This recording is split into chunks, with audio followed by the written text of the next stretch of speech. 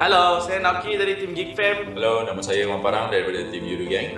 Saya Bapak daripada Bigetron. 大家好，我是 Team NoRecoil 的 Syndicate. Hello, I'm Kuza from VIP Squad. Saya Han X daripada tim Bosskurr. Ya, saya Emi Muhammad. Hi guys, I'm Cucu Gaming. Hello guys, saya Secret Go. Hi, saya J Hunter. Hey guys, I hope you guys are enjoying the PMPL. My name is Contra and I am the caster as well as the operations manager for Resurgence.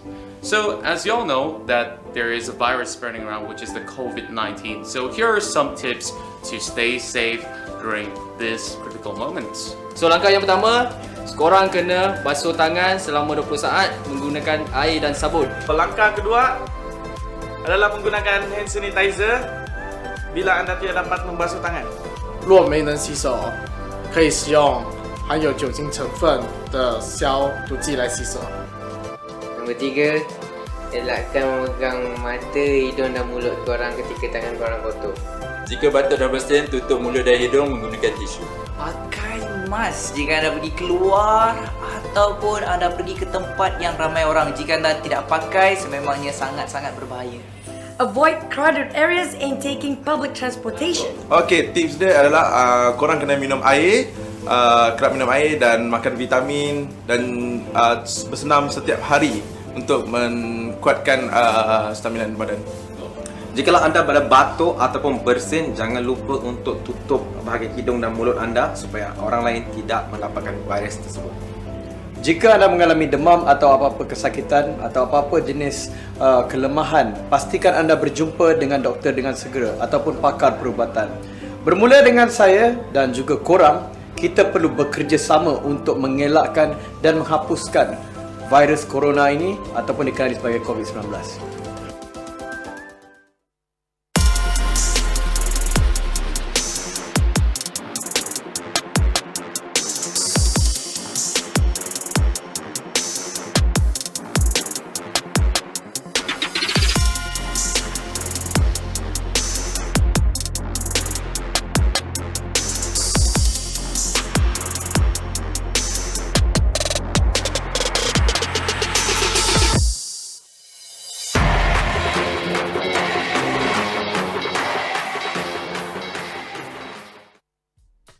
Hai, kami dari tim Bosskurr. Hello, nama saya Muhammad Elhami bin Muhammad Zin, umur 24 tahun. GM PUBG saya Wave Palex. Role saya dalam PUBG sebagai scouter. Hai, saya Rahimi bin Khairuddin, berumur 29 tahun, IGN Pendek dan role saya adalah Fragger. Hai, saya Amir Hamzah bin Nawali. Saya berumur 22 tahun. IGN saya Wave Mozart. Saya kapten tim Bosskurr. Hai, nama saya Muhammad Hafiz bin Khairuddin, umur saya 25 tahun. IGN saya Wave Brother dan role saya sebagai sniper. Hai, nama saya Muhammad Najib Ismail, umur saya 26 tahun. Dalam IP PUBG Wave NX, role support. Okay, tim saya ni sebenarnya berasal daripada bermain bersama-sama di rank klasik. So daripada start daripada situ saya panggil kawan saya Palex, and then dia ajak bekas tim dia RRQ Panda dulu. Dan kita orang form team together dan kita orang ambil Hanex sebagai sub kita orang untuk PMPL Liga. Preparation yang kita orang buat adalah sebelum dan sebelum daripada PMPL ni, kita orang setiap hari pagi, petang dan malam kita orang ada join Scrim room yang tertutup untuk tim-tim yang ada dalam Malaysia ni. Lepas tu kita training untuk mendapatkan chemistry yang mantap lah. So kita orang dapat cuba buat yang terbaik lah kalau dalam PMPL ni. Untuk preparation untuk 3 minggu ni, kami adalah sangat teruja lah untuk join. Kadang-kadang ada juga rasa stres, tapi kami memang steady buat join. Itu je.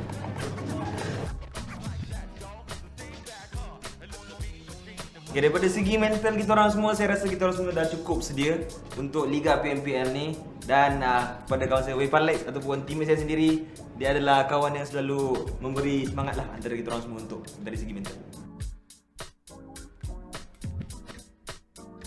Okey, kepada tim-tim yang ada dalam PMPL ni, di mana korang sembunyi, kita orang tetap akan cari. Weh, mari! Okay, untuk chemistry kami masih perbaiki lagi dan kami cuba cari lagi chemistry untuk memantapkan lagi untuk tim kami. Harap berjaya lah, dan kami akan cuba buat yang terbaik untuk PMPL. Okay, dalam tim ni orang yang selalu mati awal, orang yang first kali tersun, saya lah. Sebab dia orang selalu suruh saya buat hal sendiri seorang-seorang. Dan saya akan mati awal. Sedih. Kalau untuk tournament, saya akan suruh orang tenang, santai. Sebab kalau panik, kita orang takkan boleh berfikir secara rasional. Kalau kita orang tenang, kita orang boleh lebih steady lah. So boleh fokus dan boleh buat banyak tenang, santai lah. Tenang spirit. Untuk isu dalam PMPL ni, yang saya dapat, jadual dia mungkin kalau ni sedikit masalah dengan kerja lah. Macam kita orang pun semua gamer and then semua pun streamer, jadual untuk kita bahagikan untuk stream tu dengan PMPL tu agak susah sedikit. Tapi kalau untuk isu family tu tak ada masalah buat ni, buat masa ni itu saja.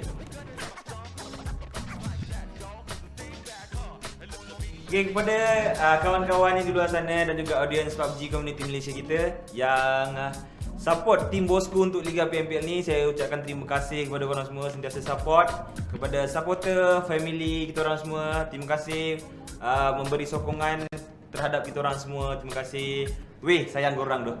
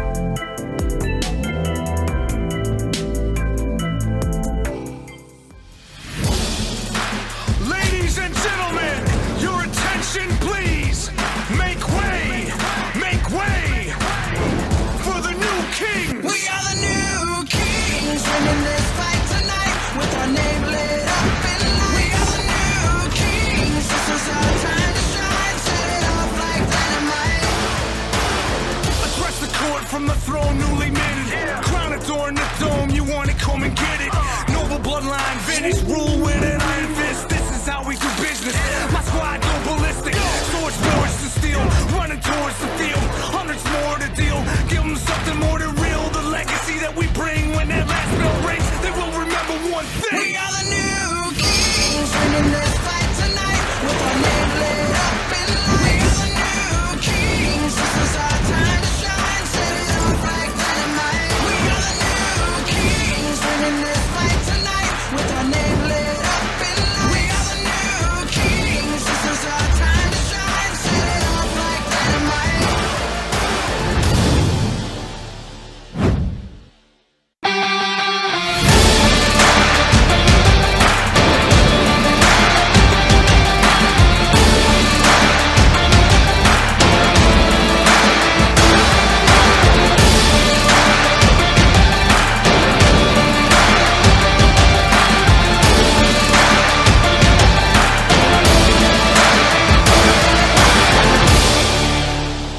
Ladies and gentlemen, welcome to day 4, week 2 of the PUBG Mobile Professional League Malaysia and Singapore!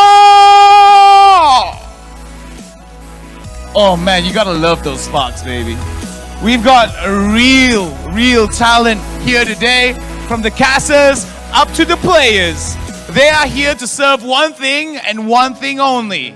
Long range knocks, kill secures, snipes, clutches, and kills of eliminations with grenades. Before we begin, 96 players, 24 teams here for so many dreams. The venue is ISO Esports Arena. And baby, this arena is brighter than the sparks that we just displayed. We would like to thank our sponsors, Tencent Games, PUBG Corporation, Lightspeed Quantum Studios, and you can check everything and anything regarding to the live streams at Facebook Gaming, our official live stream partner. Our official pages on Instagram and Facebook are PUBG Mobile MY Official. I'm going to repeat that one more time. PUBG Mobile MY Official. Click like right now. If not, the sparks are not going to fly. There won't be any romance between us if you don't click like. Click love. Click anything. But click like. 140,000 US dollars has gathered everyone here today as a prize pool and also bragging rights. And before I pass it off to the sponsors, our English cast is a very diverse group. However, our Bahasa Malaysia cast is brought to you by a special sponsor. We would like to pass it over to our BM and English cast, sponsored by Traffic Light. We'll see you in a bit. Hey, how you guys doing? It's a Friday, fun time, and we've all got our dress. We're all in theme today, finally. I was really worried about this because my wardrobe is absolute garbage, but thank you so much, Nick the Hound Dogeman, for introducing us already. This is the English Cursed Cast, if you haven't known just yet. My name is Gideon Q, this is Choo Choo, this is Sir Cloud, and today we've got a lot to show you. These teams are ready, because after yesterday's overall standings being shown, I think it's definitely invigorated some and definitely motivated some others. Oh yeah, absolutely. Throughout, so we had our first round robin this week already done with. So definitely we see a lot of differences compared to last week. Teams are starting to be a little bit more aggressive. They want to rack up the kills. Position points are secondary to some teams. They just want to get it. I want blood. Rose Esports. Oh yeah. Okay, the thing is, there's still a couple of teams there at the bottom of the very bottom. We know that for Traitor for a fact. Yeah. We really want to see a new strategy coming out from these teams, and most of them are rising up, and you know, they're kind of woken from their deep slumber sleep, and then apparently some teams still maintaining number 1 throughout 2 weeks, 1 week and a half here, which is secret. I think that's, you know, the big deal. Consistency is always going to be key for a lot of these teams if they want to make it into that top spot. Getting top 16 just isn't enough for some people. But so far, I think the competition is looking really, really tight. Definitely the upper first page is a little bit tougher to get into, but so far, especially to get into the top 16, I think it's still a close race between a lot of these teams. Oh yeah, absolutely. We have seen some teams who were in the top 16 from the first week. They actually fall down to the third page. Teams like FB Unbeatable. These teams, they need to rank up the points for the next 3 days. Yeah, even EVOS VIP is kind of quiet this week. The same goes for Yoodo gang actually. They got themselves chicken and egg alright once, but then can they keep it on going? Because we do know they are kind of sometimes hot and sometimes cold, sometimes quiet and sometimes aggressive. And they really need to make sure that they're constantly getting themselves top 5 this week, especially these big teams that have been invited onto. They have this reputation, they are actually being pressured on, also expectation from their fans as well. Yeah, I definitely agree there, especially for both EVOS and Resurgence here. EVOS, I think they were in the overall rankings. They were higher than Resurgence actually. But you know, enough of that for now. Let's look at the format in case you guys are joining us just today. If you are joining us just today, where have you been? You should have been here sooner. But don't worry, I got your back. If you're wondering what this tournament is all about, there have been 8 invited teams coming in with a total of 24 teams. The others had to go through a qualifier to get in their place. They've been divided equally into 3 different groups. Group A with 8 teams, Group B, and Group C. And so far, it's just been like a rock, paper, scissors between each of these teams. Now remember, every single day it's going to be a round robin, so you're expecting 2 of these groups to be playing within a day. Total of 7 games, 1 scrim game and 6 official games. This tournament will be going on for 3 weeks, and at that point you can just call this a league. Now the matchup round robin, if you have a favorite team in one of these groups, check out the matchup round robin here. It tells you exactly which days they're going to be playing. A and B, 6 official rounds, Tuesdays and Fridays. B and C, Wednesdays and Saturdays, and Thursdays and Sundays will be covered by A and C. So if you want to support your favorite teams in those groups, you know when to watch. Yep, and of course, again, based on this matchup round robin, again today it is the first round robin of the week, I would say. So now moving on to the point system format. First place Chicken Dinner would get 20 points, second place with 14 points, third place with 10 points, fourth place 8 points, fifth place 7 points, sixth place 6 points, seventh place 5 points, and 8th place 4 points. Going down to 9th and 10th place here, 3 points and 2 points respectively. From 11th down to 16th place will get only 1 point, and there's kill points as well, which will equivalent to 1 kill to 1 point. And back to the map format, we do know there's only format for now.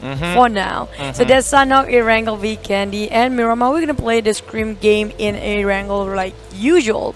Then we're probably going to start it off with Miramar for game officially number 1. Sounds like a great start to me. And just to kind of remind you guys that these 4 maps, it will be 2 Erangel maps, 2 Miramar, and 1 Vikendi, 1 Sanhok. Those are the 6 games you will be expecting to see each and every one of those days. And now that you guys are up to date, you're going to be wondering, hey, what teams are exactly playing for? Well, 150,000 USD. Not just 150,000 USD total prize pool, with a total league prize pool of 99,000 USD. This is not MYR. This is USD. That's times 4 for some of these people. And the champions of PMPL MYSG 2020 will be rewarded 15,000 USD with a couple of little sprinkles on top, with prizes including for the weekly best teams and weekly best MVPs. And last week's best team was Yoodo gang with the weekly best MVP. The player is Yuhai from Team Secret. Yes, this will be the final push for all these teams and all these players if they want to get their best team up on the charts or the weekly best MVP as well, because by Sunday we will announce again who will it be. But of course, for you guys watching at home, do leave in the comment section who will you predict as the best team or the MVP of the week. Yeah, now down to Battle Signature. I do know Yuhai got himself the Miramar. I'm kind of questioning, it piqued my interest. Who are the rest? I know there are more than just Yuhai out there, because apparently some players already hit the 60 kills mark by themselves. Hey, this is map dependent, so it's not about total amount of kills, it's about how many kills you get in a specific map. And Yuhai has achieved 60 kills within Miramar by himself, and that honestly pretty impressive. I'm not gonna lie, really impressive. Oh yeah, absolutely, the first person to meet 60 in Miramar. But of course, we'll be interested to see who else will meet it in the next 3 days. But of course, here is it, Group A versus Group B again. So in Group A, we do have Traitor, Esports, BTR, Aerof, Team Secret, DivinityEsport, Tone Wow Esports, Tara, Proyecto X, MRE, Syndicate, as well as Net Brotherhood. Yeah, and I think honestly these groups, most people would say Group A and C are like, oh, those are the group of death, they're hyper competitive, anybody against them is going to lose. Group B has shown us through week 1 and the beginning of this week as well that they are kind of a wild card, and some of their teams are hyper consistent. Bapak, for an example, constantly in that top position even when they're doing badly, and not to mention the Dingoz, Team NoRecoil as well, RSG are able to pull out wins if you're a little sloppy in your gameplay. Yeah, there's no room for mistake if you fight against all these guys. They know how to take the advantage whenever they can, the best timing possible. But the thing is that the only thing that these players really had a rough time is playing as consistently, and getting that constant standing is the hardest part here. And I think that's why, you know, Group B is a bit of a wild card as well, because the teams who don't do as consistently, you're not sure whether they're on a hot streak or a cold streak. You're kind of like, I'm not too sure what I'm supposed to expect here. Yeah, and I guess one of those teams will be Resurgence. We did see them get their first chicken dinner so far in this league last couple of days. Yep. So it will be a test of consistency. Can they carry that momentum towards today? Because they did have a break though. Yeah, and not to mention that they also, in overall standings, they're getting very close to that 16, dropping out of that 16 spot. That top 16.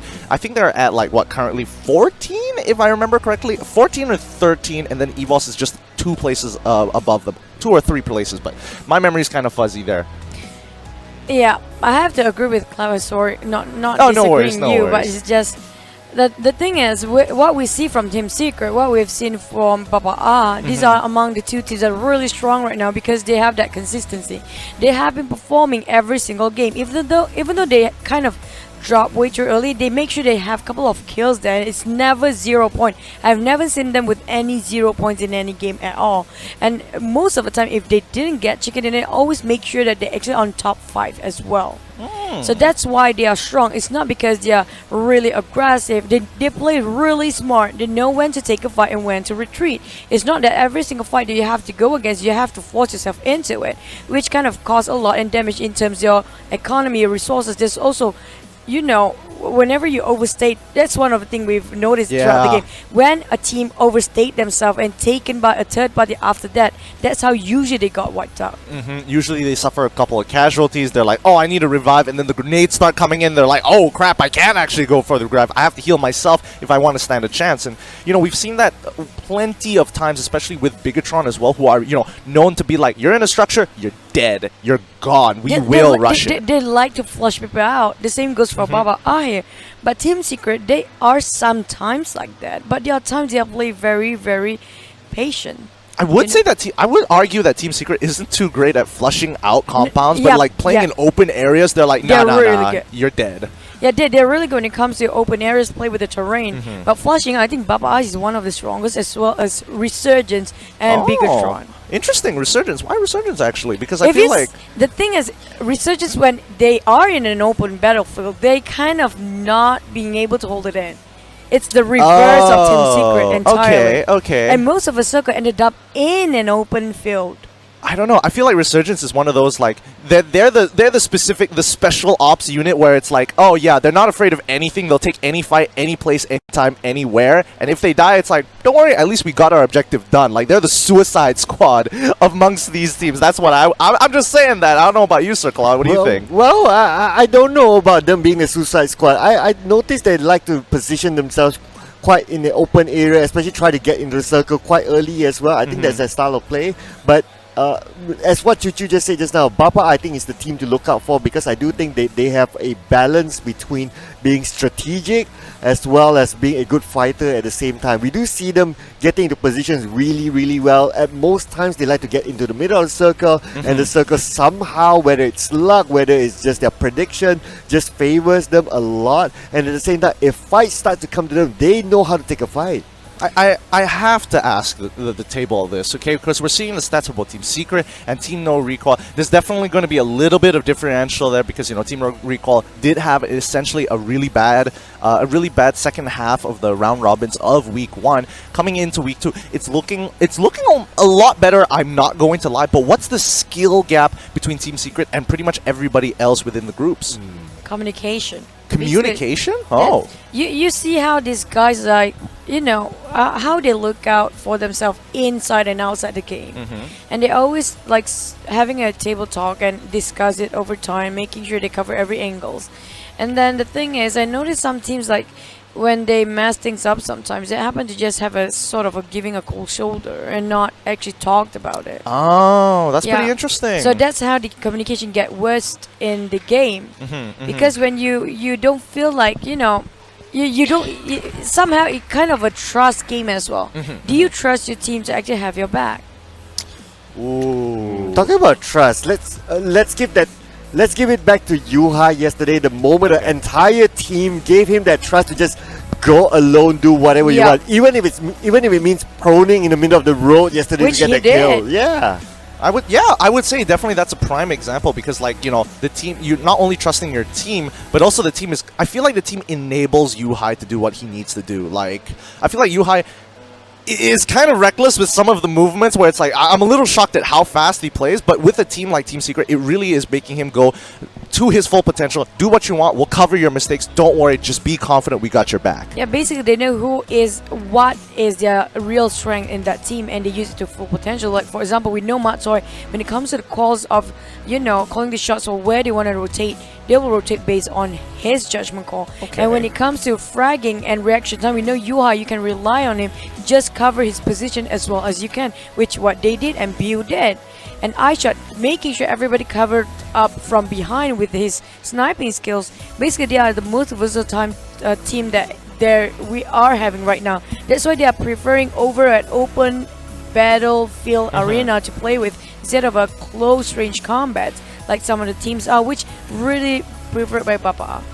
Well, if you're talking about versatility here, I think we have to bring into the argument both Ned and Tara because these teams are I wouldn't say tailgating, but it kind of feels like they're just waiting for the right moment to steal away your chicken dinners as well as really take you on in full frontal fights because these guys are really good at it. But it looks like it's time for the first Scrim game of today, so these players can get ready for the official games coming up later. We're going to go straight into Erangel, the map of choice, the place that you want to be for the basics of PUBG Mobile. Let's drop it in. Yep, what better map than to use Erangel as the basic map for a Scrim game because, well, it is the training map for everyone. When you start playing the game, this is the first map that you will encounter. And of course, Erangel is the Scrim match for every day as we go on throughout this tournament, ladies and gentlemen.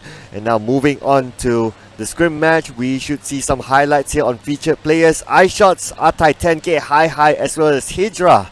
Just look at the numbers here, none of them hit 5 figures, but then get iShots. Total damage 9k-ish, wow. That's quite high.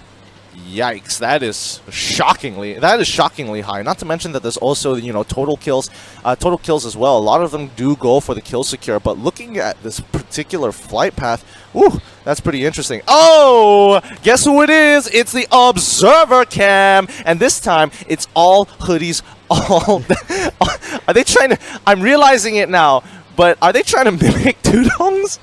Well, maybe. I think it's pretty cute. Oh, that's there pretty. You go. Okay. And he has a Pochinki shirt. Nyek has a Pochinki shirt. That's cute. That's pretty awesome. We will love that shirt. But there you go, observers at CYR, Za, and Geek and Topcast. Thank you for your great observation.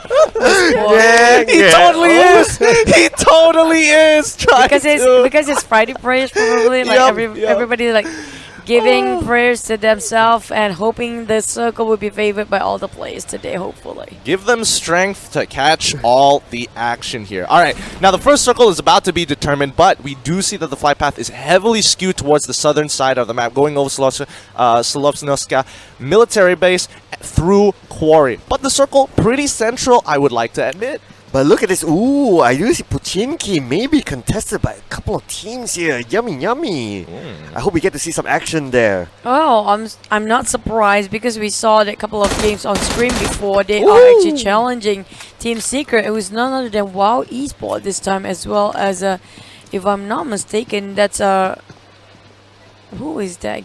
FV. FV? Yep, FV. Oh, what happened to them the past few days? I think they are really going down the drain here. Yeah, I mean, again, they just came off of a break, so you give them a chance after the Scrim game. We want to kind of check out their performance later on, because again, I would say that week 1 they didn't do too bad, but coming into week 2, that first round robin was really, really rough. Yeah, absolutely rough for them, but looks like they will also make it rough for Team Secret as well, because they come into Pochinki knowing that everyone knows by now that Team Secret has this as their fortress. If you want to come into Pochinki, meaning that you're ready to challenge them. Maybe they want testing out their skill gap here, or if they can actually take them down. It's actually a good morale boost, you know, if you can take Team Secret down. It's like they are the boss that should be set up high up there, number 1. If you can take down the number 1 team, basically you can take down everybody else. But Tara just knocked down H2O with a vehicle, and I think they finished off one of the players there as well. Luxy on the other hand tried to actually march into Rose Syndicate territory. If I'm not mistaken, it's around...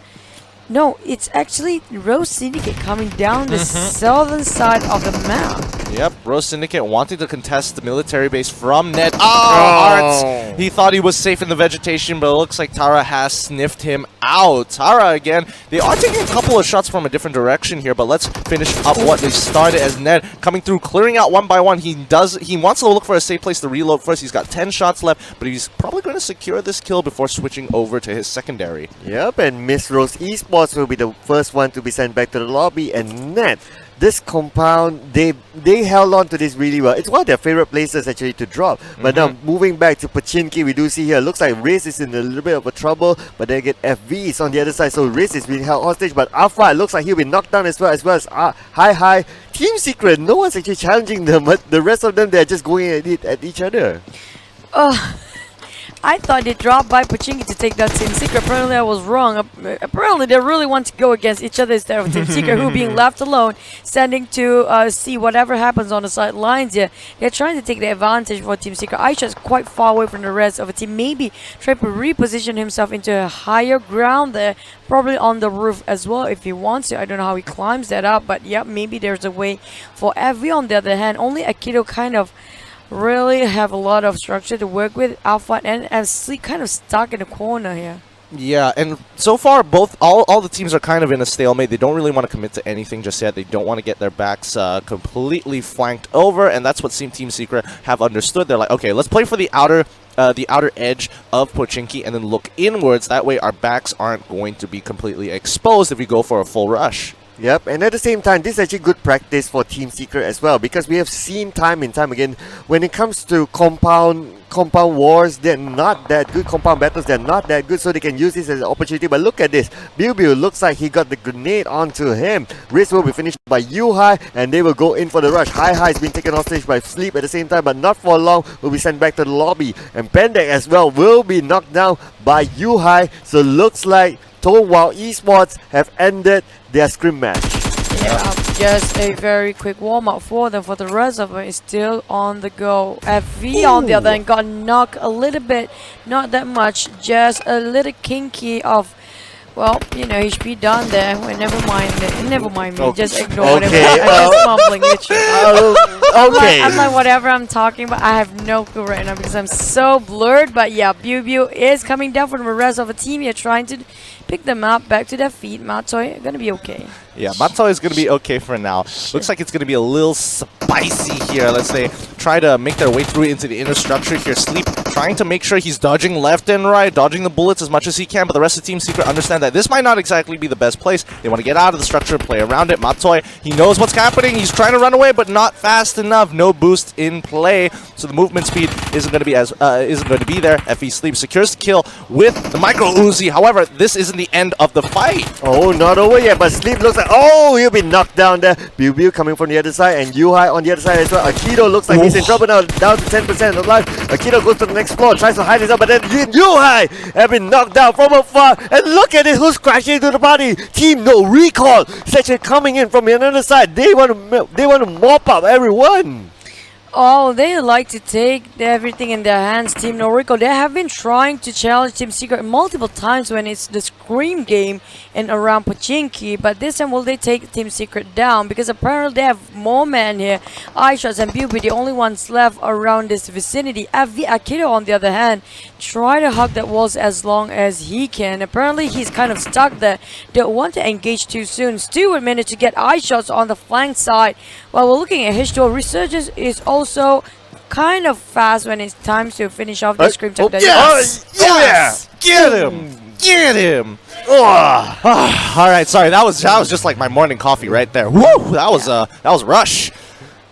Okay, and now, looks like Biu. Oh, that nice high shot from Sinvi. Take out of Biu.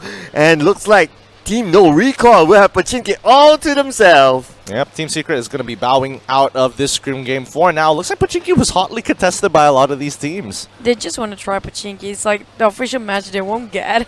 Yeah, that's fair. That's fair. So maybe they're like, oh, we can have a bit of taste of Pochinki sometimes too. Like I've seen me try to cook that net, but I don't think it's gonna hit anybody.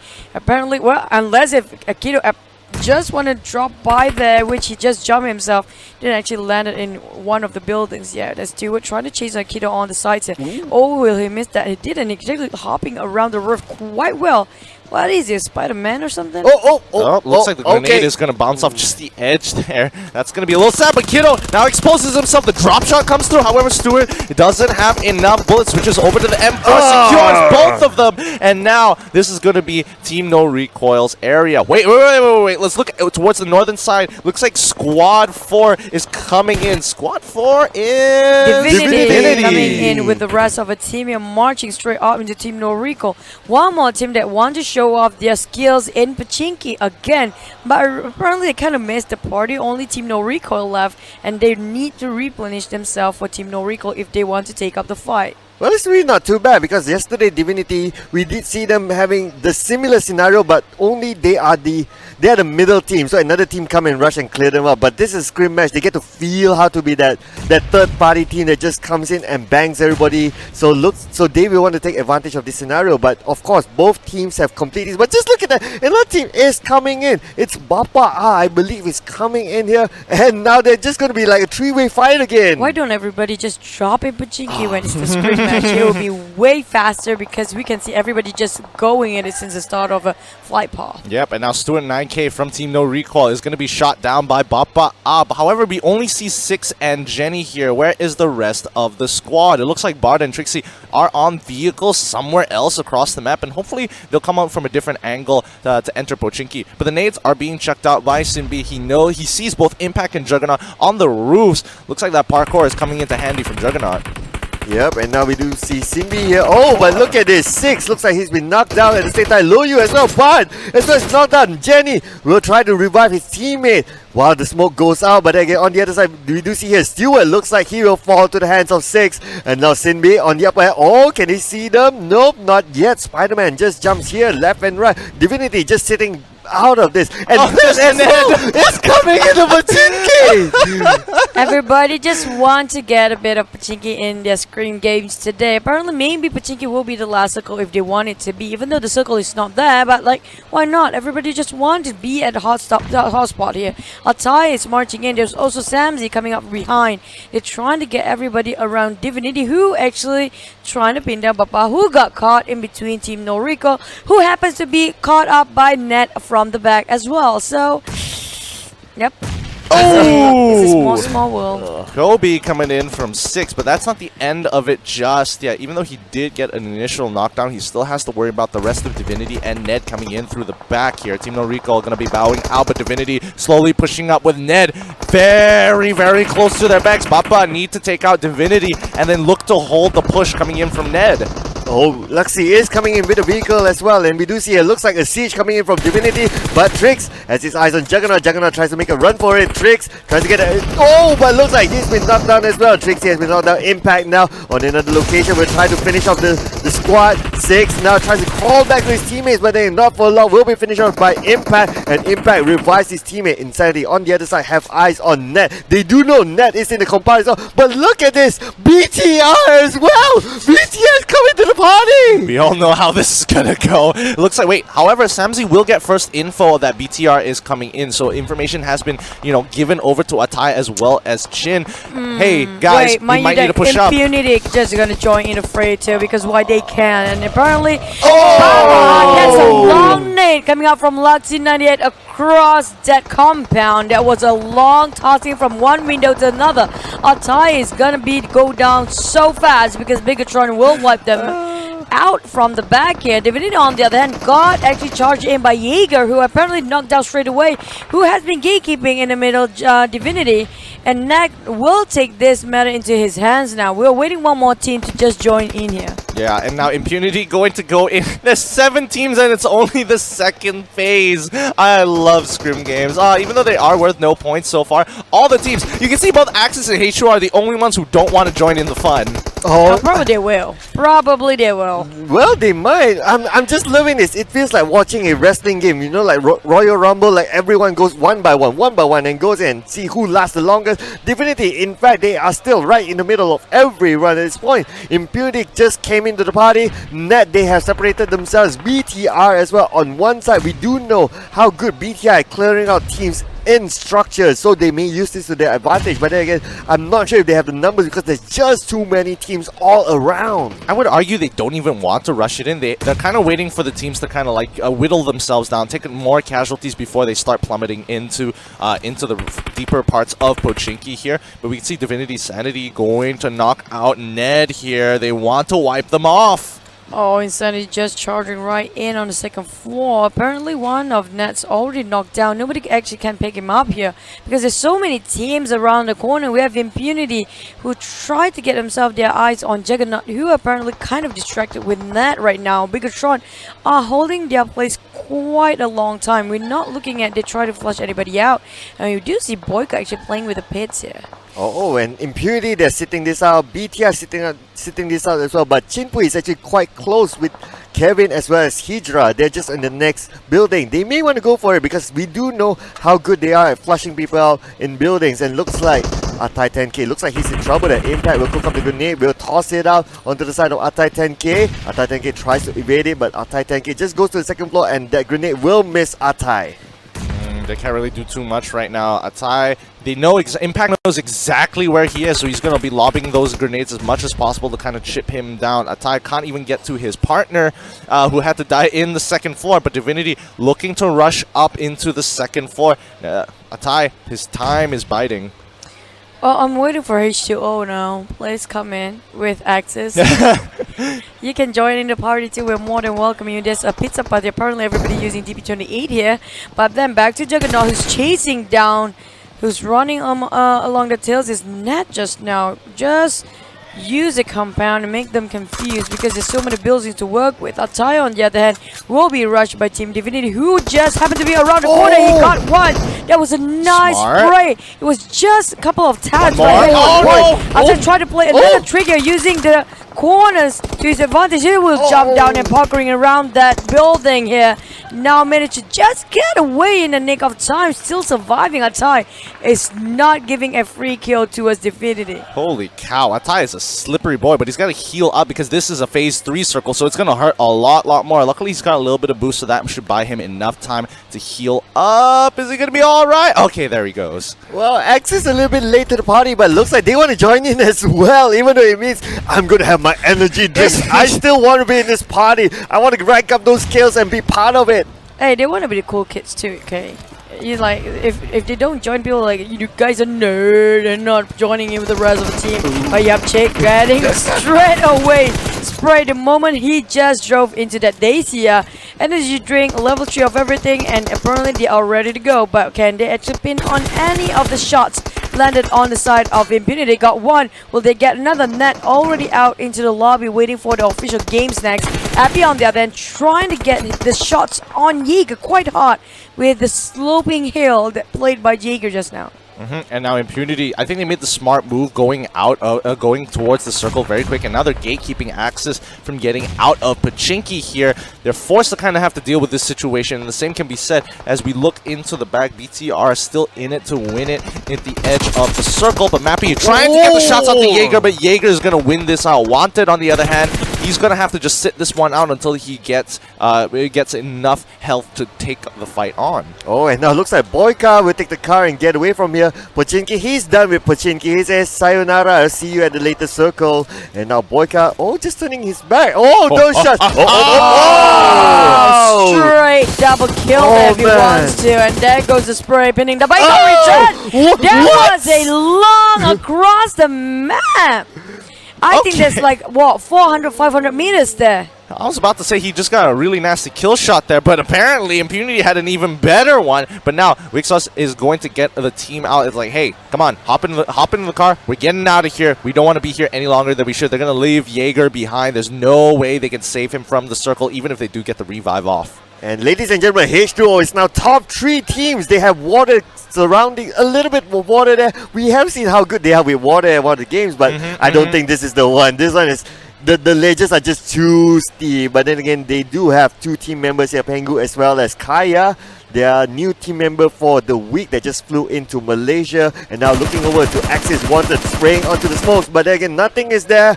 Blazo will take out Wanted. I don't think it was... He not meant to shoot anyone. Yeah, I think he just spray away, making sure he dies and die in style.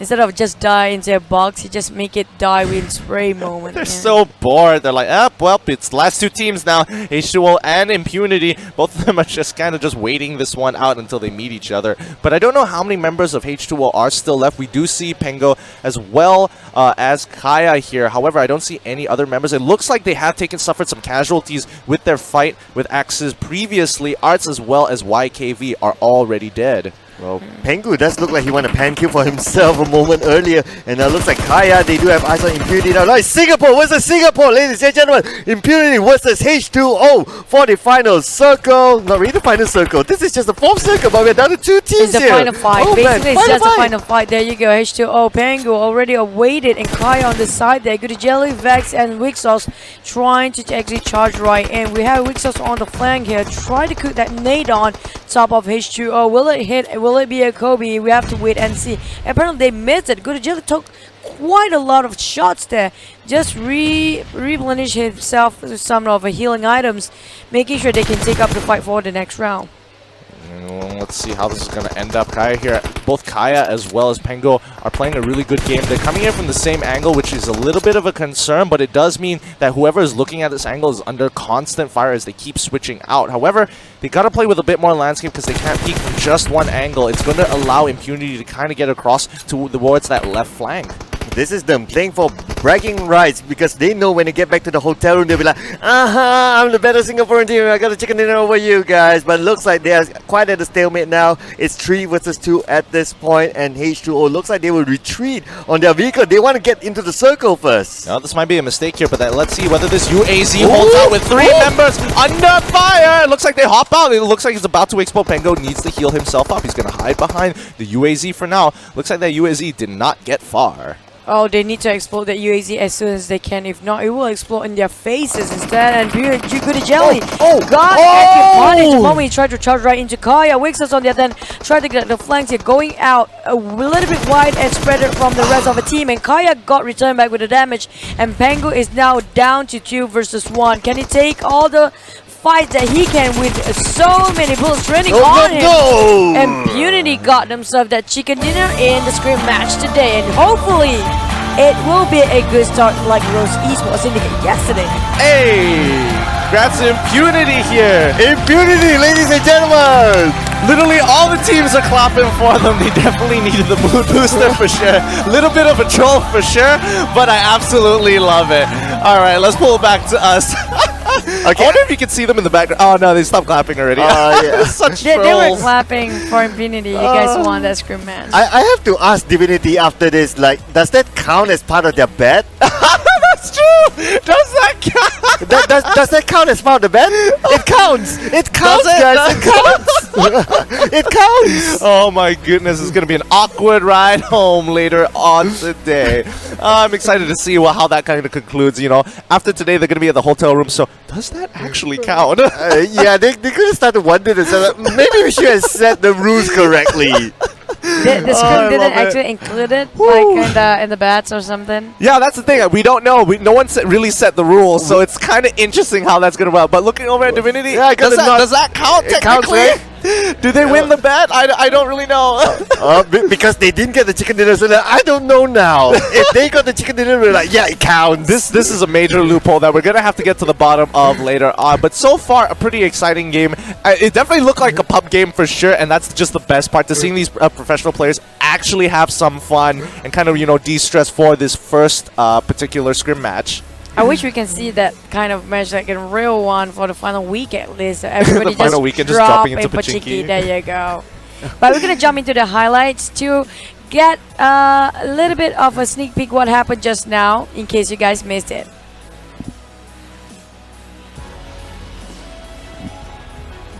All right, now let's look at the highlights here. I mean, so far this match, you're definitely going to see this a lot more difference compared to the other teams, but everybody had the right idea. We all want to fight in Pachinki, but we don't want to be first in Pachinki, so let's loot real quick and then go over and join the fight. Yeah, it's absolutely right. It's just so funny. Like, everyone just like, yeah, I want to have a piece of Pachinki. Oh, there's a gunfight there. I want to be part of that. And it just attracted literally everyone to Pachinki like flies. Yeah, a little bit too late into the party exits, and Hishio kind of joined in the very last minute. But then, we are among the first ones to be there to actually take down Team Secret, who got joined by Bigetron, and then it was Nat, and then who else? Divinity. And then Bigetron. and Stewart. And Team NoRecoil, mind you that. Yep. Team NoRecoil, then Tara, then yeah, then basically Axis. all 16 teams are actually in Pachinki. There you go. Okay, basically all 16 teams, except for 2. Except for 2, which would Axis have been and Hishio. Axis even came towards the lead. Axis was very late to the party. Yeah. Very late to the party. But they got taken out by Impunity, who decided to go out, came out with 1 casualties, and then it was H2O versus Impunity. This is great. Because overall, this does show a lot of close quarter combats, and I think it gives some good practice to teams who aren't exactly as confident, because since this is a Scrim game, you kind of want to gauge how strong everybody is, and when you take out a bigger team, it's like, you know what? We might actually have a chance during an official game. It's like getting rid of that mental block. Yeah, that's quite true. That's what they have been hitting themselves with, that mental block. They really need to overcome that. The moment we thought it was a good shot here, apparently they have a better one for Impunity. Look at that long shot coming up from his left side for Boyka. Yep, hang on to it, and just look at the camera. Oh my goodness, how far was that? That probably breaks a new record. But here we go. He wants to get a pan kiss, and like, Yuhai gets some pan kills. I want some pan kills as well. He's just practicing his swing, just to make sure, like, I'm not gonna miss this one. I'm not gonna miss this one. Back and forth, just like tennis. At least he practices, so making sure that it will be used in an official match, probably. Yeah, I would. There are some crazy moments where people are trying to clutch things out. It's when it's like the final, like an 8th to 9. Well, I would say 8th circle here, where it's like it's super tight. There's plenty of smokes, and that's when you're like, you know what? I'm out of ammo. I don't have time to reload. Whips out the pan and just starts swinging frantically in the smoke in hopes that they get somebody. Going Rambo. Yeah. Going to be that tennis player, right? I really wish PUBG would add an akimbo option, so you can have double pan action, just like nunchucking your way through smoke. That would be really cool. That would be really cool. Nunchucks. Better idea, double pistols. Then pistols might become a thing. Guns akimbo? Starring Daniel Radcliffe? Nobody? Okay. Okay, never mind. I'm a movie buff. Just don't worry about me. Daniel Radcliffe. Yeah, you're learning so much about us throughout this league. Like movie buff, and you got a cat guy.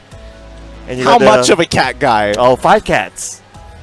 You said 3 the last time. Where did the other 2 come from? It was 5 cats. Check back the replays. All right. We'll have to check it back. But fans out there, thank you so much for kind of watching this Scrim game. Even though it doesn't have a lot of points, but it's very entertaining and it kind of gives you an idea of like the mechanical skill power of a lot of these teams in terms of aiming. Because we did see Boyka just get 2 tapped there from across. Like he got a great kill shot. All of a sudden, you see his helmet break. He's down like 10%, and then he gets shot again. 2 bullets was all it took. It was a headshot. Of course, it takes just 2 bullets, or maybe less than that. Maybe just 1. Who knows? He had a level 3 helmet, so it had to be 2 shots. I'm just saying. Yep, that's quite true. Imagine if he doesn't have any helmet, which most of these guys just jump into Pachinki then. Like, who needs a helmet? Who needs vest? Because you just want to go party in Pachinki, you know? You just need a pan. Just need a pan. Just need the pan. If you swing it at the right time, you can deflect the headshot. But come on, guys, give me a crossbow kill. Maybe, yeah, we haven't got a crossbow kill yet. No, none of the players actually use a crossbow yet. And we did see crossbows lying on the floor. You could actively see them look at it for half a second and be like, no. Don't want it, none of that. All the things, no. I'll save it for later. Come on, guys. Give me a crossbow kill. Come on. Just in the Scrim. You know, we were talking about this in the cast room previously about like stats that we're going to bring up throughout the show. We're waiting for like the weirder stats, like how many people have accidentally died to their own grenades, how many people accidentally died to their teammates' grenades, how many team kills, how many PKs there have been, how much air time, and I think one of them is going to have to be at a certain point, just like how many random pan kills. But that's going to be us for here. We're going to go on a short break. More PUBG to come.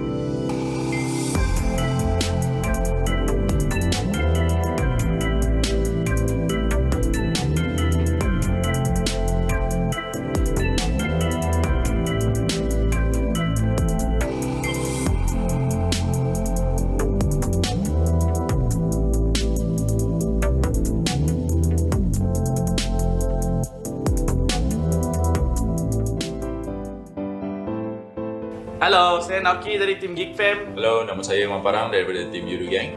Saya Bosskurr daripada Bigetron. 大家好，我是 Team NoRecoil 的 Stone。 Hello, I'm Kuza from VIP Squad. Saya Han X daripada tim Bosskurr. Ya, saya Amy Muhammad. Hi guys, I'm Chuchu Gaming. Hello guys, saya Secret on the Go. Hi, saya J Hunter. Hey guys, I hope you guys are enjoying the PMPL. My name's Contra, and I am the caster as well as the operations manager for Resurgence. So, as y'all know, that there is a virus spreading around, which is the COVID-19. So, here are some tips to stay safe during this critical moments. So, langkah yang pertama, korang kena basuh tangan selama 20 saat menggunakan air dan sabun. Langkah kedua adalah menggunakan hand sanitizer bila anda tidak dapat membasuh tangan. 若没能洗手，可以使用含有酒精成分的消毒剂来洗手。 Nombor 3, elakkan memegang mata, hidung dan mulut korang ketika tangan korang kotor. Jika batuk dan bersin, tutup mulut dan hidung menggunakan tisu. Pakai mask jika anda pergi keluar ataupun anda pergi ke tempat yang ramai orang. Jika anda tidak pakai, sememangnya sangat-sangat berbahaya. Avoid crowded areas and taking public transportation. Okay, tips dia adalah korang kena minum air, kerap minum air dan makan vitamin dan bersenam setiap hari untuk menguatkan stamina badan. Jikalau anda berada batuk ataupun bersin, jangan lupa untuk tutup bahagian hidung dan mulut anda supaya orang lain tidak mendapatkan virus tersebut. Jika anda mengalami demam atau apa-apa kesakitan atau apa-apa jenis kelemahan, pastikan anda berjumpa dengan doktor dengan segera ataupun pakar perubatan. Bermula dengan saya dan juga korang, kita perlu bekerjasama untuk mengelakkan dan menghapuskan virus corona ini ataupun dikenali sebagai COVID-19.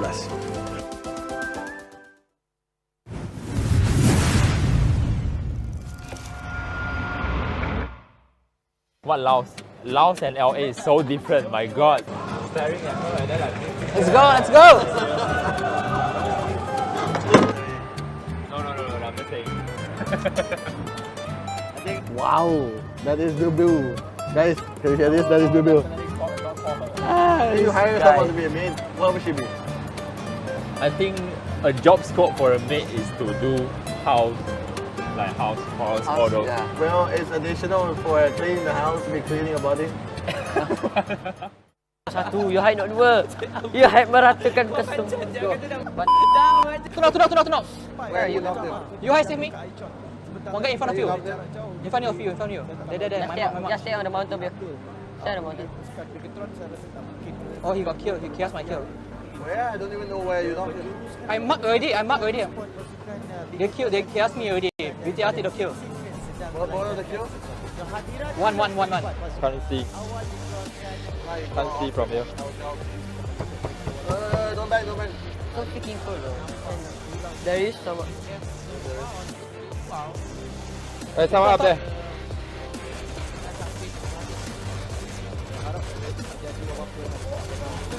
They so low already. Bapak maka kali ini tidak ada kemenangan di Vikendi untuk Bigetron walaupun mereka adalah Right, kat cabinet. Stay smoke. You can see him. Shoot him. I don't see him. Not one. Where? RSG down there.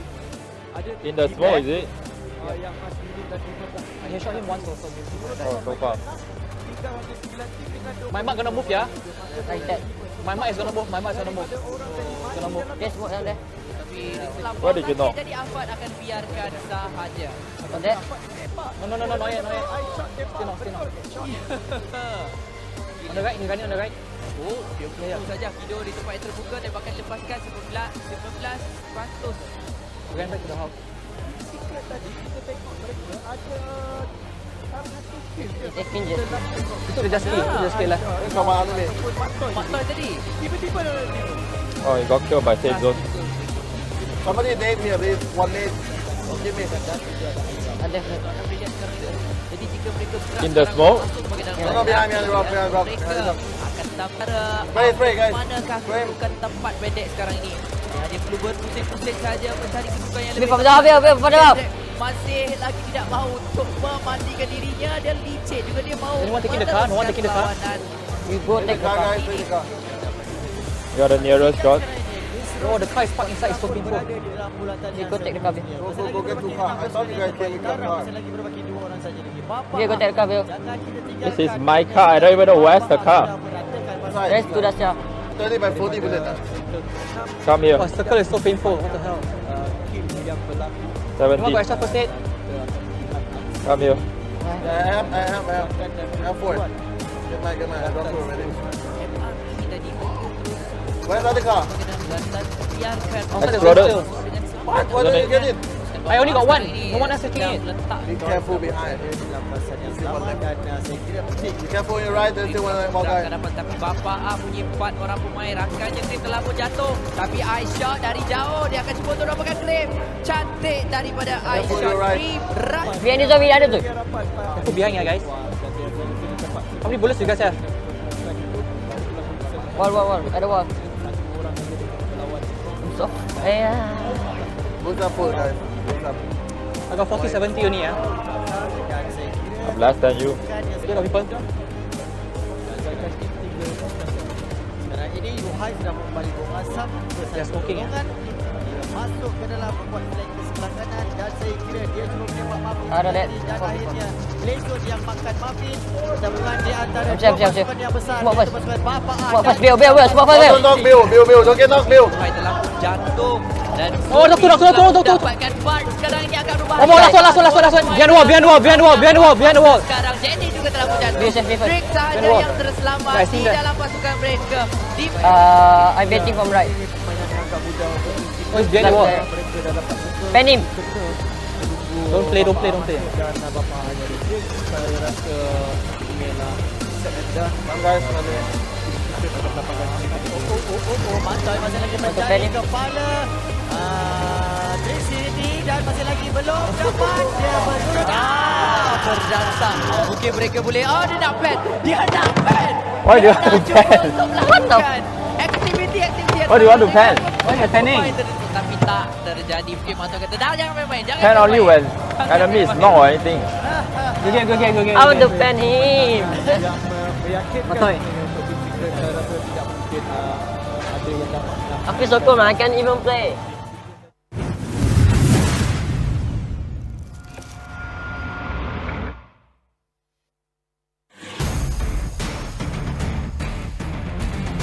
untuk melarikan diri, tetapi Piu telah dijatuhkan terlebih dahulu. Mungkinkah satu kill? Dua telah pun di-knockdown. Buat masa sekarang satu kelebihan untuk pasukan Traitor di kawasan ini. Walaupun mereka telah pun berkurang dengan 2 orang pemain.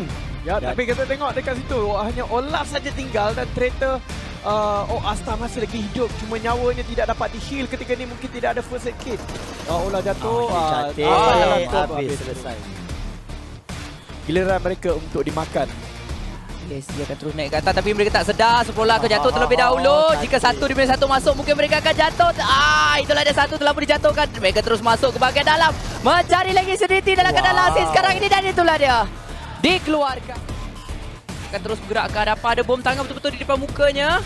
Cuma kita boleh lihat itulah tembakan yang baik, dan pasukan XP hanya berbaki seorang saja lagi pemain yang terselamat. Dylan terjatuh juga, bukan satu, ada lagi Romeo rupanya. Romeo penyelamat terakhir untuk pasukan mereka. Namun demikian tetap juga Akan kedudukan kill yang terbanyak yang sedang sekarang ini dipegang oleh ESG.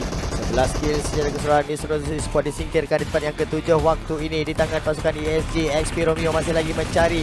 Dia menggunakan barrel waktu ini. Dia mereload. Dia adakah dia dapat sekarang ini pasukan bersama dengan dia, iaitu pasukan ESG. Romeo sangat sedikit. Sebelah aja. Hello. TR sekali lagi mereka akan merusuh mungkin. Tara telah pun bersedia 3 lawan 4 sekarang ini. Dia boleh bom dekat dinding.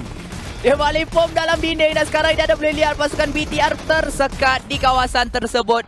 Nyawa-nyawa mereka dalam keadaan tidak begitu baik, dan kita boleh lihat sekarang ini mereka sedang dirusuh. Kevin daripada belakang. Alamak, cantik sekali kedudukannya. Dia akan terus mendapatkan 2 kill tersebut. Dan dia masih lagi tak tahu yang Tara ada di belakangnya. Exo di belakangnya, tidak disedari. Dia ingat kawan dia.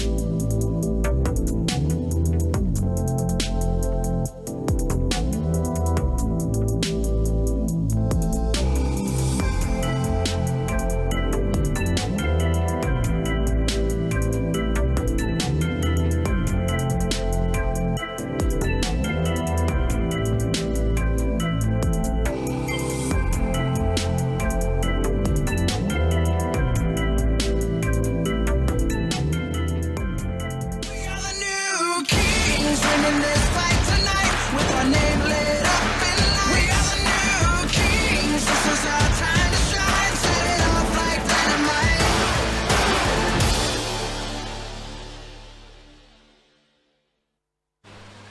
And welcome back to the PUBG Mobile Pro League Malaysia and Singapore 2020. We're bringing you the action all live from Esports Arena, Kuala Lumpur. And here's a huge thank you to our host, Tencent Games, PUBG Corporation, Lightspeed, and Quantum Studios. So watching this all live on Facebook Gaming, our official live streaming partners. And if you so happen to have J in your name and are pretty cute, welcome to the PMPL. If you're a J Hunter fan, you're on the wrong side. My name's Getting Q. This is Choo Choo. This is Sir Cloud. How you guys feeling? Oh, even with the pose? Okay, all right.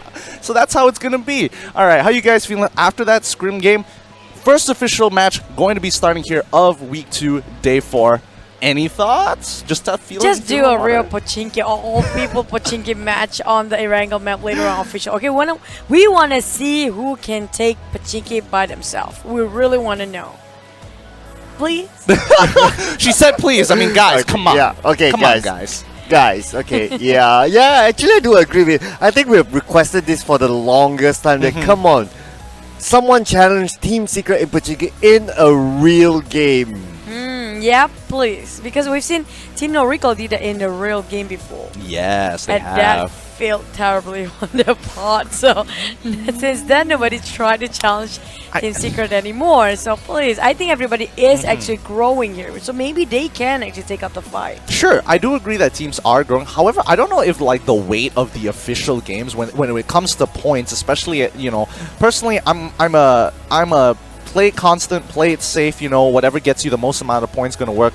Risky plays like this where you go in for, and I would consider that all the teams think it's pretty risky when you're contesting a spot, especially when it's the first circle. It's the first circle. First team that dies here is going to be like out. You're going to get like 1 point. I don't know. Well, or maybe get a couple of teams there, like maybe 2 or 3 teams, how we see in the Scrim match. Like, okay, everyone, this is a truce. We will just aim for Team Secret. Like yeah, just go for it. Now, taming is not happening. No way. But yep, I do want to know somebody just get out of their comfort zone. I really want to see if can Bapak wipe Team Secret out from their compound. I think we're going to have to wait and see because Bapak is also a very consistent team in their own right. If they have the right equipment in the right place at the right time, they can definitely pull out a winner chicken dinner so far. Oh man, total kills 224. That's insane amount, man. A good amount of kills with a 22.22% win rate. So out of today, we should expect them to get at least 1 chicken dinner based off of probability. Maybe. Usually they do get at least once. Are they the teams that really have the most chicken dinner right now? No, definitely not. I think Team Secret is like at 7 and Geek Fam is at like 6, if I'm correct. Theirs is like what, 5? 4 actually. I'm surprised. Maybe they are the ones that actually got themselves a top 3 and no chicken dinner yet for Traitor Esports. Why the deep sighs? The polar opposite just has to be shown like 46 kills. So, oh man, but they're still in good spirits. Just see the dab and all that. Well, only one person that I know won't be happy with the dab, but yes, very unhappy about the dab. But yes, speaking of which, the Dingoz. Yeah, Dingoz have been performing quite well, stably climbing themselves up on the stairs here. Total kills quite decent too. You can see that actually they are closing the gap between the top tier teams and the rest of the teams. That they're kind of in the middle bracket now. I think it's upper middle bracket. I don't say it's lower middle bracket. Yeah, and also I do think that Dingoz, they ran out of that birthday magic now, so they're basically on even terms with everybody else. They did have a very hot day. Was it Tuesday that they had a really hot day where they got they net themselves a chicken dinner, and then after that just constantly put themselves in the top 3? Or sorry, not Monday, but Tuesday actually. Yeah, it was the first day. Yes, that's which kind of really remind hot. of like Last Survival, what happened to them and what they ate that day. It's always down with what they had for breakfast and lunch and dinner, right? Yeah. Speaking of which, H2O, this team definitely has been struggling since day 1, and I think they kind of kind of need to adapt to how the Malaysian playstyle is so far. But speaking of teams that are struggling as well, Resurgence trying to secure their top 16 spot here in this week. Oh yeah, speaking of Resurgence, they didn't join the Pachinki party earlier. They were one of those teams. But of course, as we talked about earlier today, Resurgence, they need to show consistency. They got their chicken dinner, they're off to a flight finally, but then again, it's all about, okay, so that's the second day after their first chicken dinner, what are they going to do? Are they still going to do the business, or it's just going to come back to the first week? These will all be the questions that they need to answer. Well, battle cries have come out here so far, which only means one thing: the teams are ready to go. We can speculate all we want, however, these teams need to perform and show something different if they want to start climbing up that ladder. Well, not really a ladder, but the leaderboard, because right now it's pretty dire for some teams, and especially those in the middle of the pack trying to contest to get into that 16th spot. It's going to take a little bit of work. Yeah, it's going to take I don't think it's a little bit of work. There's a lot of work, especially at the bottom 16 or bottom 24 if we're talking about overall standings here. I think Team B or Group B, are they the one having the most teams actually at the third page in overall standings? Wait, let me have a look. Dingoz, no. Axis, yes. Team NoRecoil, yes. Impunity, yes. Team H2O, yes. So yeah, that's 4 in comparison to...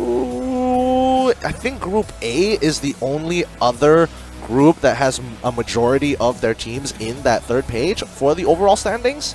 And you can safely say that Group C quite having themselves at the middle bracket there, most of them. Yeah, especially since, you know, XPERT as well as ESG, Last Survivors have been having some very hot streaks in terms of winner-winner chicken dinners. Oh yeah, they are definitely on a hot streak. They only got one chicken dinner the day after that, but then again, today is a fresh day, of course, and fresh day means a fresh set of maps as well. And of course, ladies and gentlemen, we will be heading into Miramar, where they will bug it off, so no Pachinkis in this map. We'll just hang on to the Pachinkis for now. But then again, of course, this is the dustiest map of all. We do know there are a couple of teams who play this map really, really strongly, and Geek Fan is one of them, but they're not playing today, so all eyes onto Team Secret. Yep, Miramar is going to be the place to be. 90% land, not a lot of water, as we go and load into this game. Are you guys ready at home? Grab your popcorn, use the bathroom now, because you're not going to have enough time once the action starts rolling in. Now, let's have a look at our feature players. Boyka from BTR, Yuhai from Team Secret, Bapak 6, as well as Dingoz Marcel. Look at those numbers. Oh, man. I can see 6 actually competing against Yuhai so much in terms of kills and damage there. Well, you can see the big difference still. Not that much, but still big enough. 4,000. Well, 4,000 I think is quite a lot. Still. Yeah. And you kind of want to have to look at Boyka's numbers. Even though it doesn't look very good overall, I think especially in week 1 where they did... where they were kind of struggling, Boyka was the one looking to play for position. So don't expect his numbers to be there all that high, because he is also the coach and the CEO and your father. Just saying, he's got a lot on his plate, but he is able to play from position really, really nicely. Now, check out our observers. Thank you to... Okay. They're doing the Bapak thing. They're doing the arm train. Honestly, they're so close to each other, I'm wondering whether they could like link hands. Maybe next time, But thank you so much, XCYR, Zai, Topcast, as well as Enge, for making it so much fun. I really love these observer cams. It's such a great addition to the PMPL. Yeah, that's quite entertaining to watch as well. Look at that. They said, we're done. The cam. Done with the cam now, but look at that fight path. Cutting straight from the southern side to the northern of La Cabrera, and the circle is very kind to everyone. Centralizing around a mountain wave, we do see Divinity will actually go through the Puerto Paraiso. Some of them actually lost illness, which is Bapak, and mine was occupied by none other than Team Secret. Picado taken by Bigetron like usual. Impunity in Valdemar, and so on. The list goes on. But Chumasera, surprisingly, usually they will be contested by Divinity. This time they are actually giving off to Dingoz here. Chumasera, they mark the territory for Chumasera Dingoz. For sure. And so far, you know, a lot of these teams have, when a circle does come to this, most teams would, like Yoodo, Yoodo Gang, BTR, even Tara, as well as Team Secret, look to play towards the southern side of Crater Fields in that higher mountain area. And if you can control that, you control quite a lot of land, because you have high ground, you have great vision, and if you do have DMRs and sniper rifles, you can start picking people off and harassing them as they come with their vehicles. Hence the reason why St. Martin is dropped by Team Secret, who actually just rotate there once they got themselves enough loot to just camp onto that mountain. Yep, yeah, right mountain fights definitely will be very important here. We just look at the terrains around the circle. It's mountains all around. It's mountains or valleys. It's only two options. So this will be very interesting. Who can secure mountain first? I believe will hold on to a very good position. But again, the question mark is of course which mountain you want to secure. If you secure a wrong mountain or the circle happen to be not on your side, getting down will be a problem. It's high, it's tall, there are people waiting for you down there as well. But if you secure the right mountain, well, you stand a good chance. Yeah, it's a little bit of a 50-50 here. It's kind of risky to go up this mountain, especially when the next circle hasn't been determined. However, if you are late to get on top of that mountain, somebody else can take control of it, and then you're kind of like, ah, shucks, I should have been there a little bit earlier. So it's a bit of a roll of the die once you look to control those areas. However, the two main mountains we're going to be talking about here is the east side of the power grid and the southern side of the crater fields. Those are the two, hot zones for a lot of these teams to kind of sit around. Quite true. But then I do want to see Axis or Traitor for once they got themselves this chicken dinner. Axis got themselves once already, right? Not yes. Yeah, Traitor the one who's left here. Impunity as well. Look at that total damage, 3,605. Total kills 14. Yeah. I don't have any feedback on this basically because we've seen more than this. This is among the lowest one and lowest that we've seen so far. Because Impunity, apparently the Singaporean team still hasn't landed themselves any chicken dinner yet. So unimpressed. Technically Impunity got it. I'm just saying, we saw it just now. Does that count? To me, not really. But hey, it means that they can pull it off if everybody runs into Pachiki and takes the fight. Yeah, I'm looking forward for that because they are actually the top tier team in Singapore. Impunity actually topping off as the first one, right, Cloud? Yeah, absolutely correct. They top. Okay, so there are two qualifiers, one open qualifier and one closed qualifiers where we saw over those 2 days. Both of them, Impunity actually top the charts, if I remember correctly, for both of them. So they're actually statistically they are the top performing Singaporean team, but into this tournament they seem to struggle a little bit. So but hope that chicken dinner from that previous scrim match actually boosts their mood and their confidence level. Hopefully, because that actually did a lot for us Esports as well as ESG. So maybe they got their morale boost now and just gotta heat it up and just go for the win streaks after this, Yeah, but that's the thing. You don't want to have to you have to really ignite the engine to get this car running. You want the car to naturally, no matter what, consistently work for you every single time if you want to get into that top spot. And, the inconsistency has really hurt Rose Syndicate. That's just in general, yeah. I think most of the teams are actually hurt by that and actually painstakingly talking about that. It's Resurgence, one of them EVOS VIP as well. So we're not talking about just experienced player here.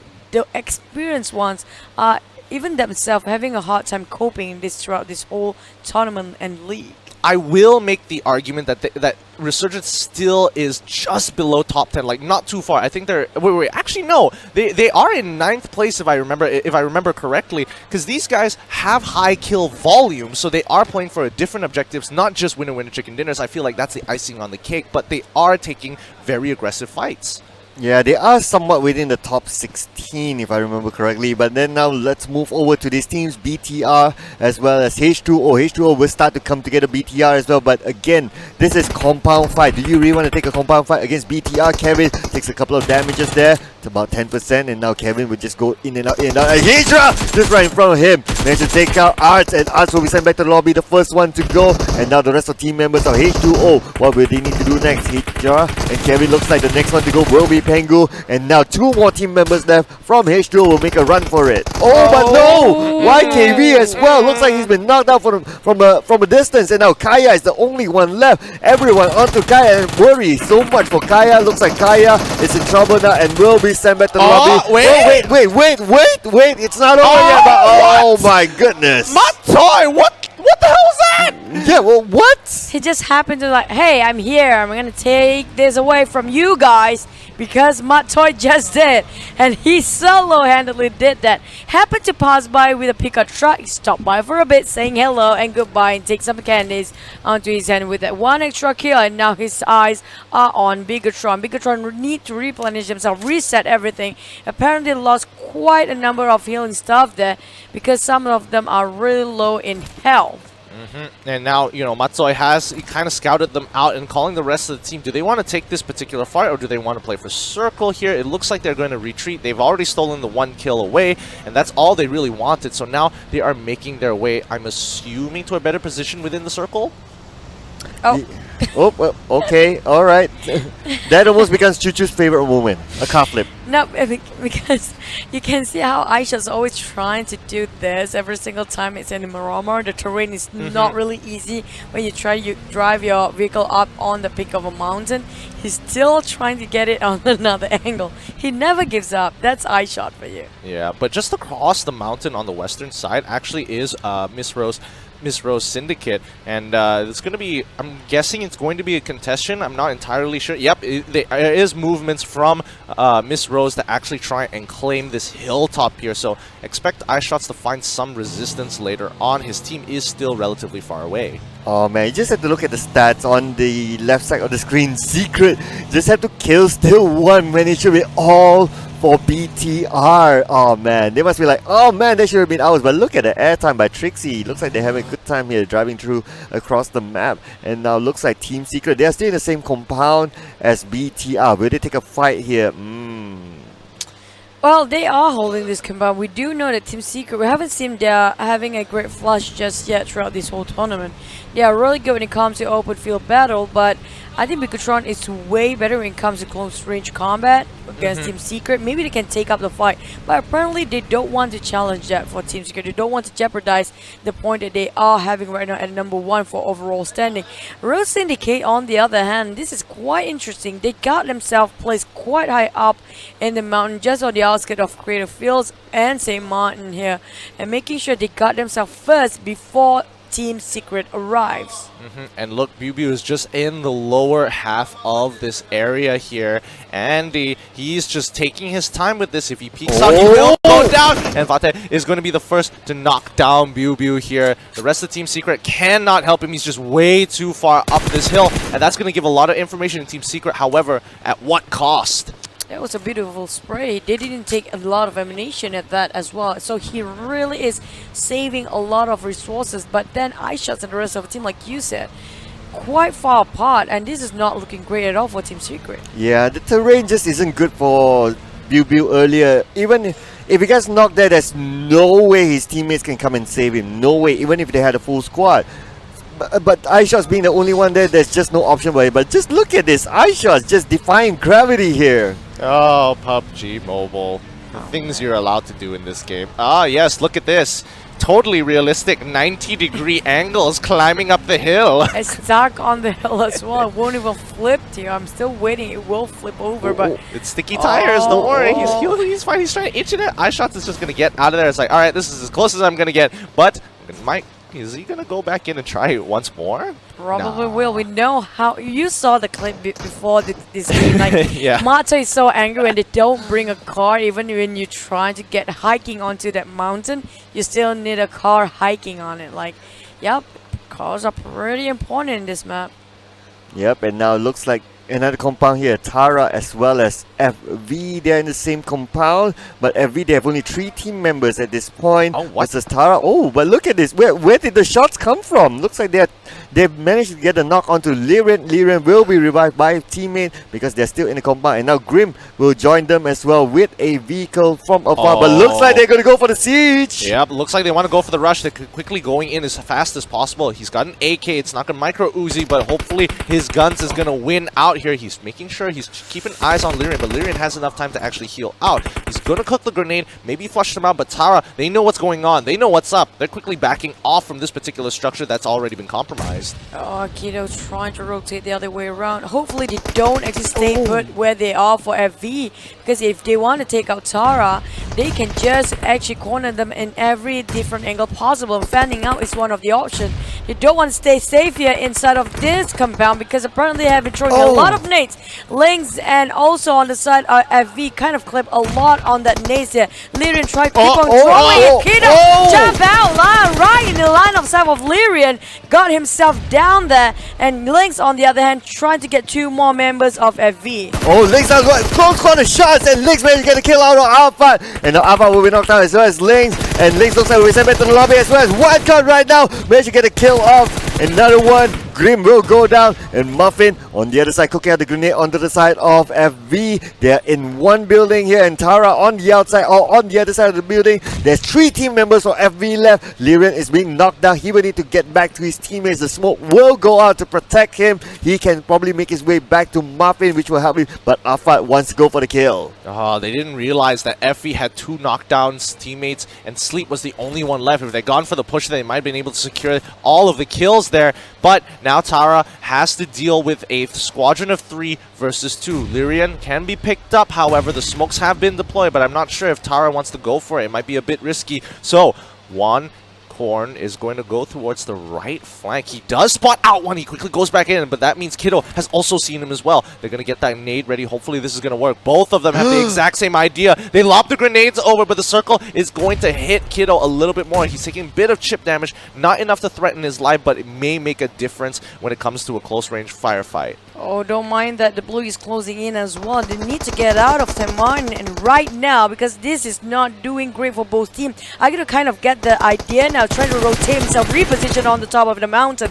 Muffin, on the other hand, trying to play the corners of the containers there and trying to clear it on for the shots landing on them quite a bit. It connected, but not quite enough. There you go, Alpha is right in front of him. Who'll get the better recoil and reaction time? Coming out from Muffin on the left side. He caught that by surprise. Leon, on the other hand, trying to get from the behind. That's a nice Aikido positioning. He repositioned himself in the moment of where you want to call a judgment time, because that cost a lot for the whole team and managed to survive. Because of him, they took down the whole team of Tara. Great punishment coming in from FE off of Tara's simple mistake. They got the reset off, they repositioned well, they had Overwatch, they covered a large area, having great positioning, and they took them down. But let's look over to Traitor as well as Ned here. Ned kind of far. Looks like Luxie is scouting out. They have a good idea, and I'm pretty sure Overwatch has been deployed as well, so Traitor kind of have to deploy the smokes quick. Looking over to Impunity and Axis, though, contesting for high ground is going to be a little tough. Oh, Impunity now. Looks like they're not in a good position because Axis have the high ground, but looks like they will take down Weak Sauce from the side of Impunity. Wanted. He definitely wants more there. Vex is out in the open, but then again, he needs to reposition himself. Another team member of Impunity. Looks like he's been knocked down as well, but looks like Vex tries to get away from this area, but not going to be easy for him. All eyes onto Vex at this moment. They will finish off Weak Sauce and Good Jelly as well. He's in trouble on the other side, but Jaeger can only look from afar. Yeah, they're trying to fan things out for Impunity, but it didn't work out so well. Axis, on the other hand, staying put as a 4 here, covering each other's back quite closely. And Team Secret now playing the high ground on top of this roof, getting every possible vision on Rose Syndicate. They are trying to pin him down on top of this rooftop, but UI is soloing this. 1v4, they have no time to climb this for Rose Esports Syndicate. At the same time, the blue is closing in for the next 20 seconds. UI tried to toss that smoke, making a little bit of distraction from the side of Rose Esports Syndicate.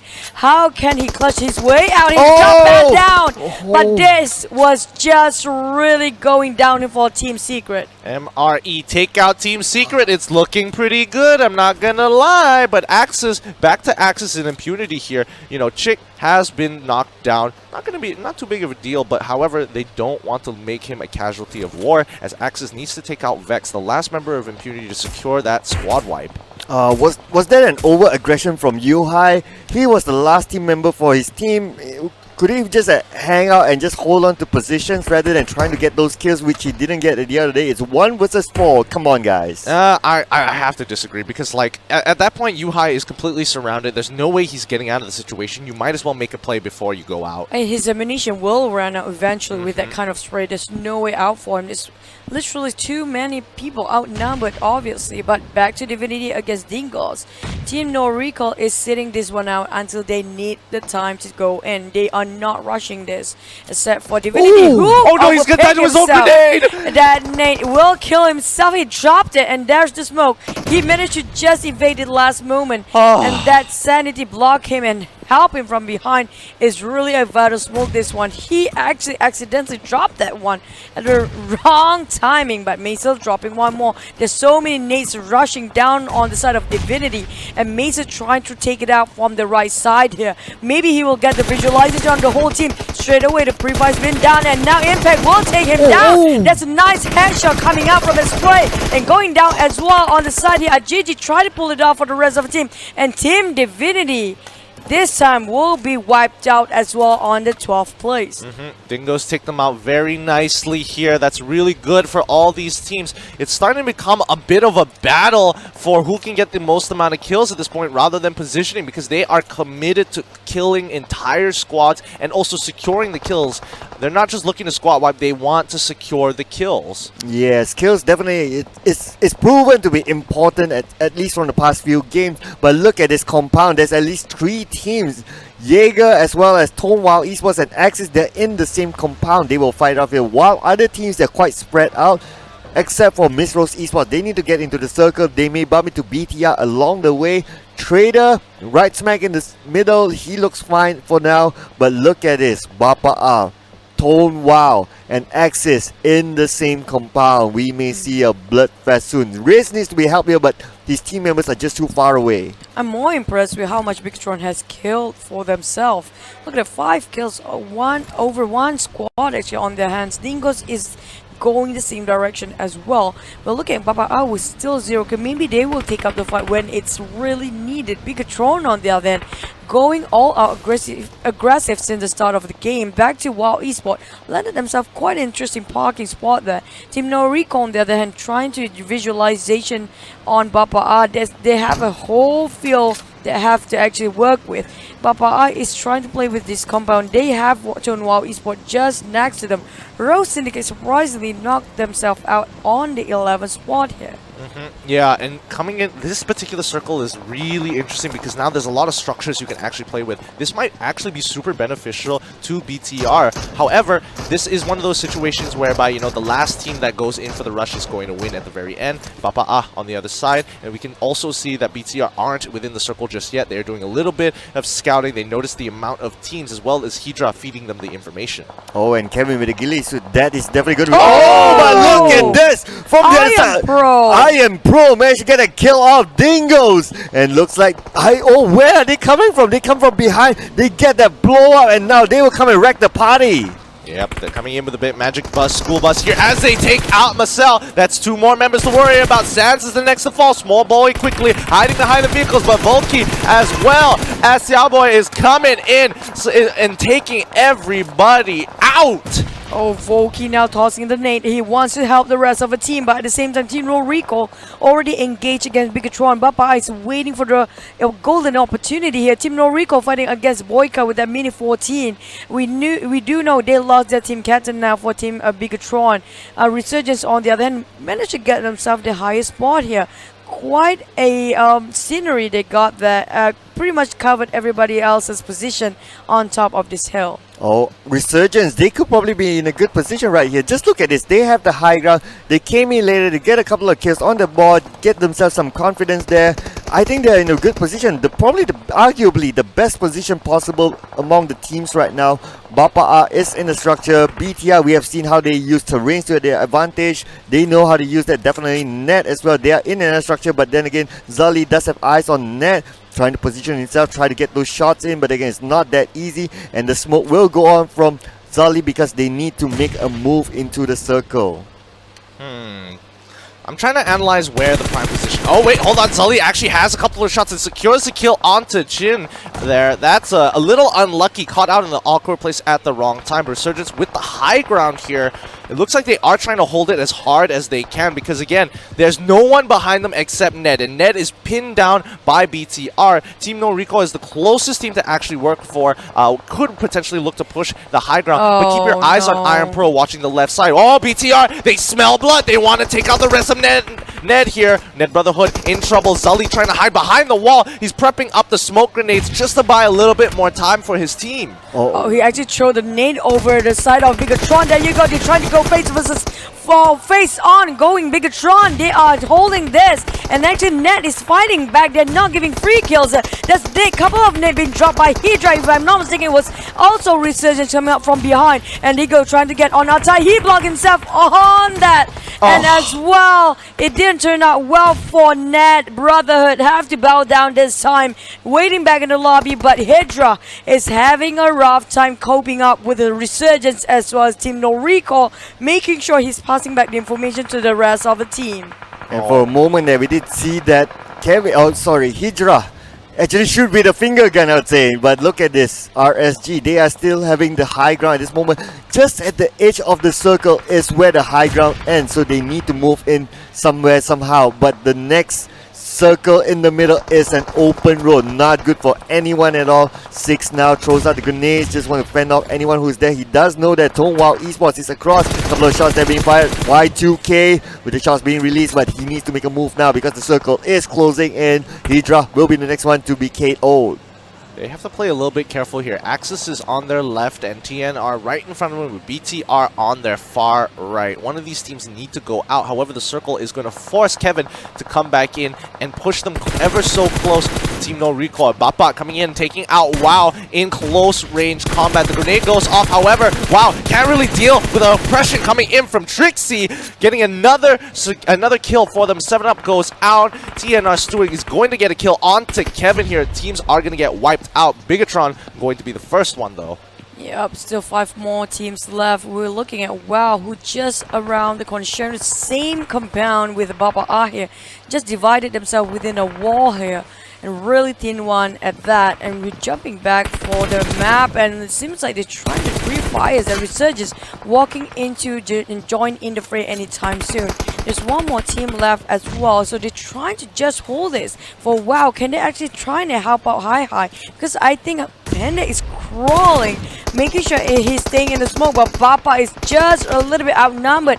Hi, can you make it on time for Panda reviving? Try to revive that, and look at that. Tricks already kind of get the idea. There's actually one of the WoW teammates there, but it seems like they cannot clutch this one out for Bapak. Quite a long time to Oh, and look at this, the grenade do go out and he hits nicely onto Jenny. Jenny will be taken down, and Y2K still hanging on to high ground, but then again the circle is closing in, so looks like they will need to still make a move for it. And oh, just look at this, Trick's been knocked down as well from afar through a grenade. The revives will come out. Y2K, RSG, they still have a full squad. Yep, RSG looking to win it for themselves. They need another one to secure their top 16, but their only obstacle right now is Team NoRecoil here. They're the only ones stopping them from pushing up, and they have the structure, so this is going to be a very close 50-50 here. Axis on the northern side trying to take out both WoW and Bapak, but they're starting to run on through. Y2K is going to be the first one. Somnus is going to be going down. However, they have to be so careful of Sinbi, who's kind of running through the smoke. Loyu is already down himself. Sinbi, the next one, but he takes down iPro. Small boy, 1, 2, 3, 1. They secure the kill, and now Team NoRecoil suffering 2 casualties. Resurgence need to hold their ground. Surprisingly, WoW is still holding their position strong. I'm surprised. The moment I thought they were flushed out by Bapak, apparently they still is actually there in the game. Archik, on the other hand, tried to run away from that Molotov thrown by Jenny, who apparently missed that shot a little bit, just a little second too late. But Hi got knocked down again. Panda tried to help his friend here, but Bot on the other end, really last clip there. Resurgence is not being contested whatsoever. Axis making sure that they take it down Bapak with just a little bit of structure too late by Small Boy. I don't think Resurgence want to take part of this just yet. Honestly, I think they should be going for the harass and putting as much damage into Axis as possible. Boy, I don't think Resurgence want to take part of this just yet. Honestly, I think they should be going for the harass and putting as much damage into Axis as possible. They don't mind evening the odds for that fight. It just makes it so much easier for them because they already have 2 casualties. Bapak still have 3 members. Axis still have all 4. Yep, Axis have all 4, but again, Resurgence as well. They are just waiting from the side there. They are choosing not to go for it. And Bapak looks like they will stay quiet for now because they have the building to themselves, but just moving a little bit just to draw some attention. But then again, they need to move as well because the circle is just not kind to them at this point. They still have the building to themselves, but the circle, just look at it, the circle is just right in the middle of nowhere. It's actually in the middle of a road and Resurgence is right in front of them. They are waiting this one out because Resurgence know they get a shot on Chicken Dinner. They do want to rush in, but at the same time they know all 3 teams are actually on the opposite side of that road. So if they waited patiently a little bit more, and apparently the circle favors them, they can take 1 more chicken today. Maybe. Kind of. I'm not entirely sure because this is a pretty stale situation. Oh no, Volky actually gets knocked down here and Smallboy was up in front, so now he has to kind of pull back, pick up his partner. However, he could be pinned down by multiple teams looking at Resurgence right now. Smallboy is just peeking left and right, forcing out the bullets, but he needs to save his teammate. But how does he get back inside? He's being looked at by literally every team, and even Mappy is looking for a flank angle. Oh, it looks like Hi and Bart as well will be taken by the play zone. And now Pende, looks like Small One managed to connect the shots onto Pende and managed to get that knockdown onto Pende. But Happy on his side! Winner! Chicken Dinner for Resurgence! This is absolutely crazy! No way! No way! That final circle forced everybody out, and Small Boy did not miss a shot! That's why I say the patience game is really crucial for them because the circle really favors them. And like it or not, if they force themselves just now, they might not just get this chicken. It's not only accustomed to that. Yes, it is a very difficult situation to be in, but Small Boy did not miss. Every shot landed, and that's incredible. Not at all. Every shot by Small Boy was on point. The circle was pretty much on their side. The circle will close in first to that building, which had everyone else across. So it is really just their game. All they need to do is just be alert. Who jumps out of the building, take those shots, keep them pressured, and there you go. That's the reward. A patience game. It's always fruitful for most of the team. And congratulations again for Resurgence finally getting themselves back on their saddle, because we know they have been quiet for almost a week now. And yesterday kind of giving them a big push, and it follows on even today. Yeah, a dire situation. They managed to pull through. That's the most important thing. But let's see whether this starts the ball rolling for them. They've revved up their engines, so I don't know. It might be a Resurgence day today. We're just going to have to wait and see. Yeah, just wait and see. But of course, we have to give it to them that they managed to continue the momentum from their chicken dinner day the other day. And that took them even that second last game. They got that chicken dinner. Now they're bringing it on to today. Wow, they're on to a good start. Very good start. And, you know, that looking at the rest of the season, Bapak still somehow making it into the top 3 with no issues whatsoever. Axis, also a very notable team, was also within that final circle. I think that Mappy was able to secure 2nd place for them because of the way he was playing. Quite true, but at the same time, I'm surprised how Tonghua Esports actually hold on to their ground for such a long time. I'm surprised Bapak didn't actually try to wipe them out. I don't think they could get to the stairs through the circle. I think that's why they were like, we're kind of stuck here. We have to jump out of the window. Yeah, because we saw before the circle comes in, they can actually rush it out for Tonghua. That's true. Apparently, they are too hesitant for that. That's quite unusual for Bapak. I mean, to be fair, Hi got knocked down like twice. 3, I think, one from Bapak and then twice from like Small Boy. No, Small Boy. he got knocked down twice by Bapak. And then twice by Small Boy. Oh, that's even worse. I feel terrible for them because they were really pinned down in that situation. Yeah, terrible for actually all the teams except for Resurgence. And they just need to use Voki as somewhat of a bait, just like, oh, okay, so now you know we are there and we draw attention to you. If you peek out, we can actually see where you're coming and so on. Oh, such a great game. Unfortunately, there's not going to be highlights for this particular one, but don't worry. I think that was definitely embedded in my brain. Literally, two buildings, 3 teams, 1 winner. And Resurgence is outside like, what's going on? This movie trailer does not make any sense. Because they know nobody else behind them. That is true. So that's why they have been holding on to that position. And you see how the last circle kind of favors them so much. It's like, oh, even if we wait here, we won't die anytime soon because they will force themselves out because of the blue. I would make an argument because like Team NoRecoil was the only thing in their way to get securing like a really good spot in the circle, and they rolled the dice hard. They lost 2 members in that engagement alone, and it became a 1v1 situation as well. Like, ooh, they must have been sweating. Yeah, this is definitely the luck of the circle. Imagine what would happen if the circle was on the side of the building instead of the side of RSG. You would totally flip the coin. Totally flip the coin is one thing. You have to actually join in the rumble, which is you are quite late into that party, is another one thing that they have to handle. But anyway, still congratulations to Resurgence, got themselves the second chicken dinner for the whole tournament. Yeah, really nicely done. So moving on to the next segment here. I'm pretty interested to see how the rest of these teams are going to fare up later on into the day, especially, you know, Tara as well as Ned. Looking pretty strong, took a couple of 50-50s. Rose Esports also strong this time. Rose Esports, yeah, that's also another notable one name as well. But we're going to check out the standings here to kind of see how this kind of panned out. Let's have a look here. Resurgence at number 1, 10 kills, 30 points.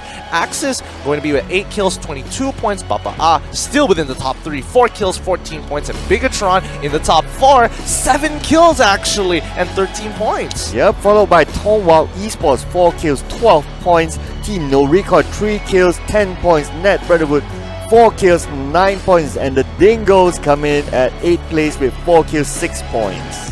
Yeah, quite a decent number. The only one to hit double digit here themselves is Resurgence, catching up for the rest of the team. Quite, I won't say too big of a gap, but there's only 3 teams that trump themselves with a lot of kills. Bigetron, Axis, and Axis. Axis. This is the team you got to keep your eyes out for. They had a really rough week 1, like honestly one of the most terrible. However, they are catching up so quick. They've kind of adapted their plan for week 2, and it's coming into effect. Yeah, it's coming into effect. Tonwald Esports as well, getting on the page 1. Resurgence topping the page. Wow, we're just looking at these teams who are unfamiliar to page 1. They are rising up to the occasion. The question, of course, is how long can they last? Can they last throughout the day? At least this will be the question that these teams need to answer. Okay, I'm going to throw it out there. Group B has to be one of my favorite groups so far. They really adjust a whole bunch of wild cards here. But let's look at the second page with FV Unbeatable with 5 points, Impunity with 4, Miss Rose Syndicate with 3, Traitor with 3. And down to Team Secret, which is only have themselves 1 point of kill and 2 points for overall. Tara Proyecto with 2 points as well as 14th placement. DivinityEsport and Team H2O. None of them get any kills and 1 point respectively at 15th and 16th placement. Team Secret, they are a bit really, I don't know what were they thinking back then, because it doesn't seem like they're playing like the usual kind of tempo. Maybe they're trying out something new. I think they are separated quite far ahead from each other. We saw suddenly iShots is another compound, and suddenly UI got caught up in a totally different place entirely.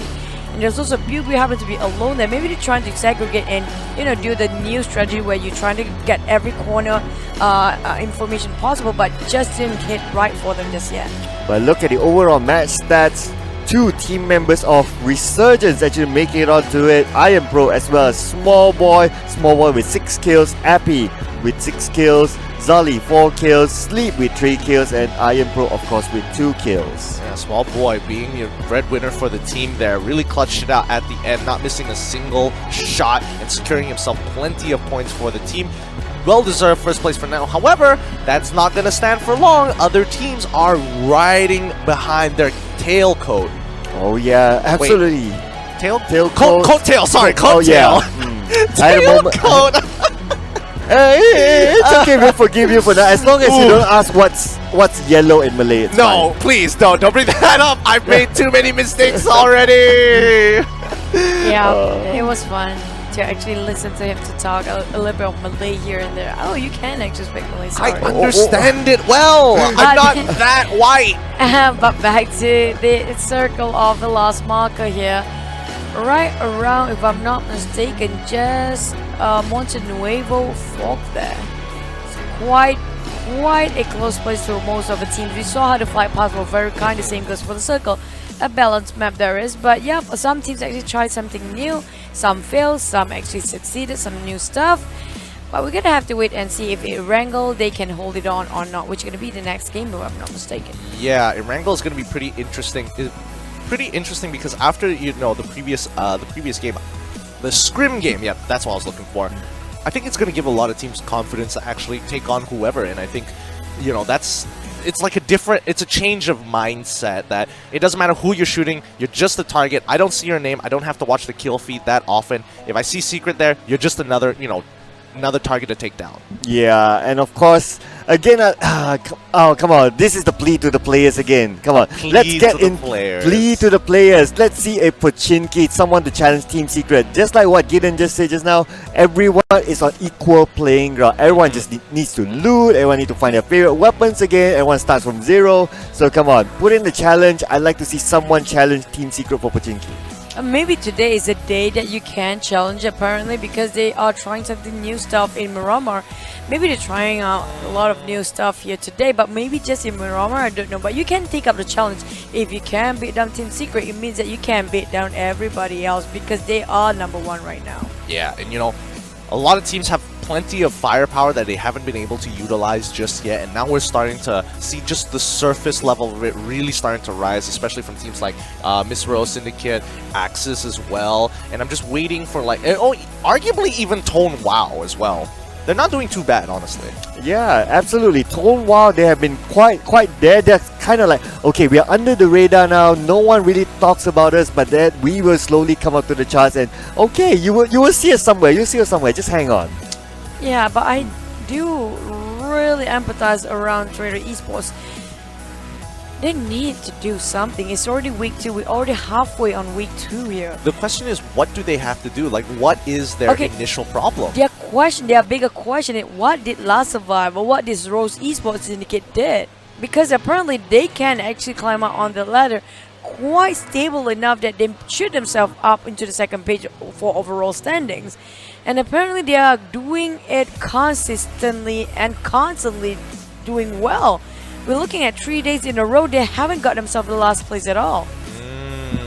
That's fair. That's fair. Yeah, I guess the theory is that if you keep getting out early in your games, maybe it's firstly, let's not talk about mechanical skills of taking on fights out there. Let's talk about your drop points. Let's talk about your rotations because you just go out too early. So these are the signs of it. If it's later stages, if you drop out later into the standings or later into the teams that are left, then okay, then maybe you can talk about analyzing your fights, your close quarters and so on. The thing is, I analyzed about the drop points of Traitor Esports. Every single drop that they are actually dropping themselves the first map in every map possible. They just have to be in between Bapak, Bigetron, or Team Secret. So apparently, any way they rotate, they're trying to always get on the coast side, on the usually eastern coast side of the map. So there's nothing else except for the water there. So they don't have that much room to rotate either. It's just have to be on the left side of the map, which apparently always have a big team that really good when it comes to CQC or even taking up a fight. So either you have to drop change your dropping point, or have to figure out when to rotate, because if you rotate a little bit too late, maybe it will help you in terms of avoiding this kind of teams, and rotate a longer route is also an option. That's actually a pretty good point here, but noticeably that Traitor doesn't exactly have a dedicated spot that they want to go through. They actually do. I feel like I think that needs to change though, because so far, as you mentioned, they've always come up against harder competition that they can't seem to get past. And let's take a good example. It would be Erangel. Net Esports always goes to military base, and even though there's only 2 exit points, they still manage to pull through and maybe even they have taken Erangel as one of the winner chicken dinners. Like for example, Miramar. We do know, I do know that Traitor always choose Impala over everybody, any place else. Right next to Impala is Los Leones, which there is Net Brotherhood in there. Bapak sometimes, and Misro also Syndicate. Net Brotherhood and Bapak is actually at the same place Los Leones, except Net and Bapak actually segregated that territory. They marked themselves an invisible line not to cross there, and they always respect that throughout the whole tournament all this while. And everywhere that they want to go from Impala for Traitor, they just happen to, if they go on the north side, they will have to bomb into Resurgence, which around Junkyard. So you can see all the teams that surround them from the dropping points, basically all the teams that really have a high volume kill. That's interesting. Sir Cloud, any thoughts on this? Well, yeah. Maybe go north again. Maybe the trend is just okay, go that's how north. Rose Syndicate actually do things for themselves. They drop on way up north in every map possible. So they got themselves quite some time to loot onto. But they rotate a little bit late, but it's not too bad. True. That's a really interesting way of looking at things, but I guess this is it is particularly map dependent, especially for Miramar. I do think they do find a little bit more success in the other maps where they make sure that they get a little bit of a higher standing and not be taking the first team to be taken out. However, it's kind of the roll of the dice because wherever they drop, it's so circle dependent because they can't contest the center of the map most of the time. If they go to the edges of the map, they really have to be like careful where they kind of rotate, and maybe a luck of the draw to see where some of the other teams rotate based on the circle as well.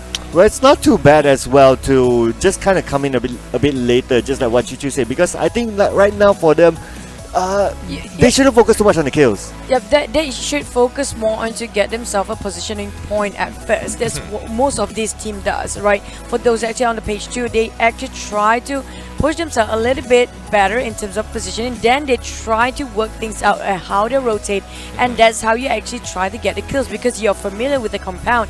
Then only you know when is the exit and the entry point there. So then you can actually gatekeeping from that point and get yourself some kills. If you're not familiar with the compound yet, and you're trying to pick a new spot and just go randomizing yourself to just shoot every way possible, it's not going to work because you're going to waste your resources. You're going to get ambushed anytime, anywhere. You get caught by surprise and you're not ready for it.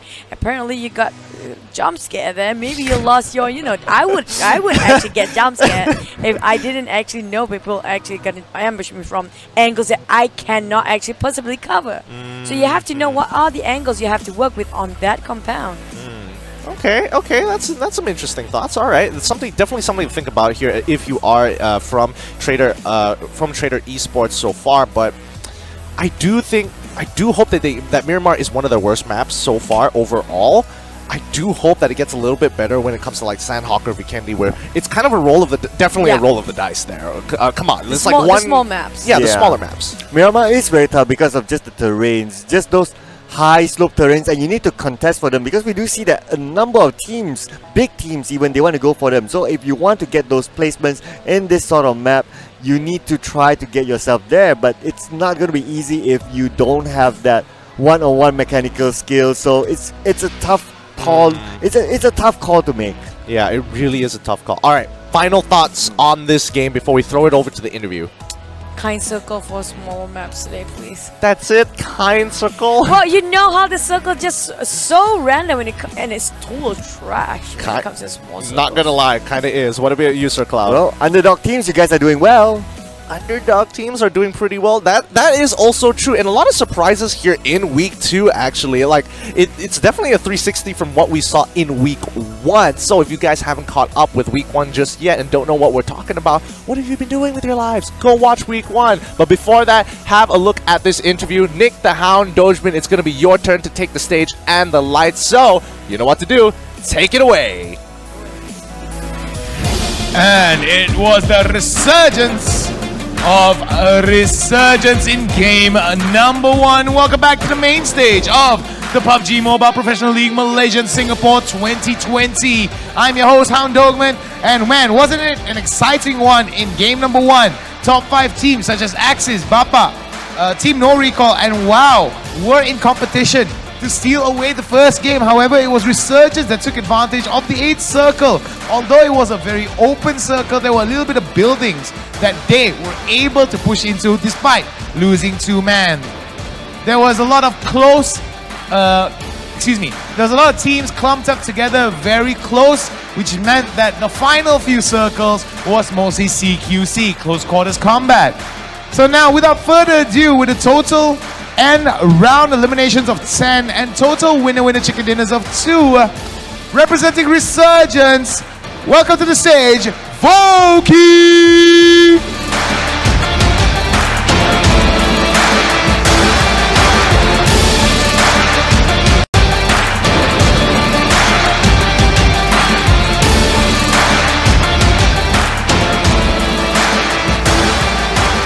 welcome to the stage, Voki. It's always a pleasure to have you here.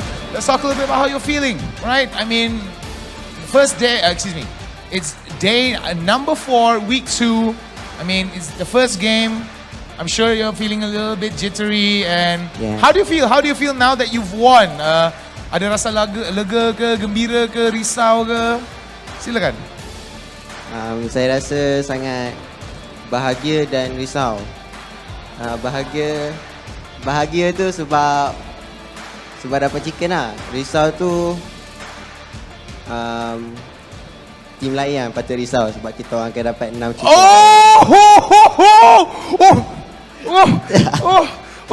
Drop the mic, bro. Voki just said, right? Like, I'm happy that we won, but at the same time, I'm worried. And I asked him, why should he be worried? It's not me that should be worried, it's the other teams. So that's a checkmate right there for the other teams. However, it's still pretty early on in the day. Let's hope you don't bite on your words. So anyway, let's talk a little bit about that, about the mid game. It was a circle that closed up on quite a few buildings and quite a bit of open ground. You lost 2 members trying to push into the buildings. Was it because that you did not have the weapons that was good for a CQC? Tell us your thoughts. Waktu kita orang kat high ground tu, kita orang nak pergi kiri tak boleh, so yang building tu, rumah panjang tu, itu je satu-satu cara. So kita orang smoke, kita orang memang commit satu team untuk push sampai dapat. Alright. Walaupun sepatutnya tak ada yang mati, tapi kita orang mistake ada 2 yang mati. Alright, they were still able to get that building mainly because that they committed towards getting the hard cover. However, they did lose 2 members. So it was pretty sad that they lost it. But however, they were able to cinch out the final few fights mainly because of the information that they had. The high ground was helping them get as much information as they can before they could push into the buildings. Now, final few circles, 2 men down. It was, I think, between Bapak, Team NoRecoil, and I think a few other teams. I did drop my card and I don't want to pick it up yet. I don't want to look awkward on camera. However, how did you feel? What was your biggest threat? Apakah benda yang menghalang anda? Pasukan mana yang memberi banyak halangan kepada anda nak mendapat chicken dinner tu pada pusingan terakhir tu? Axis lah. Axis. Waktu last circle tu, kita orang hold tu, walaupun kita orang tak ada dalam circle last circle tu kita orang tak ada dalam circle, tapi boy dia jaga and saya cuba untuk masuk zone tapi kena. Knock. I was not. You was not. Yeah. But you still managed to win. So take one for the team. Because all team not in the zone. So it was basically just gatekeeping and waiting for everyone to come in. Yeah.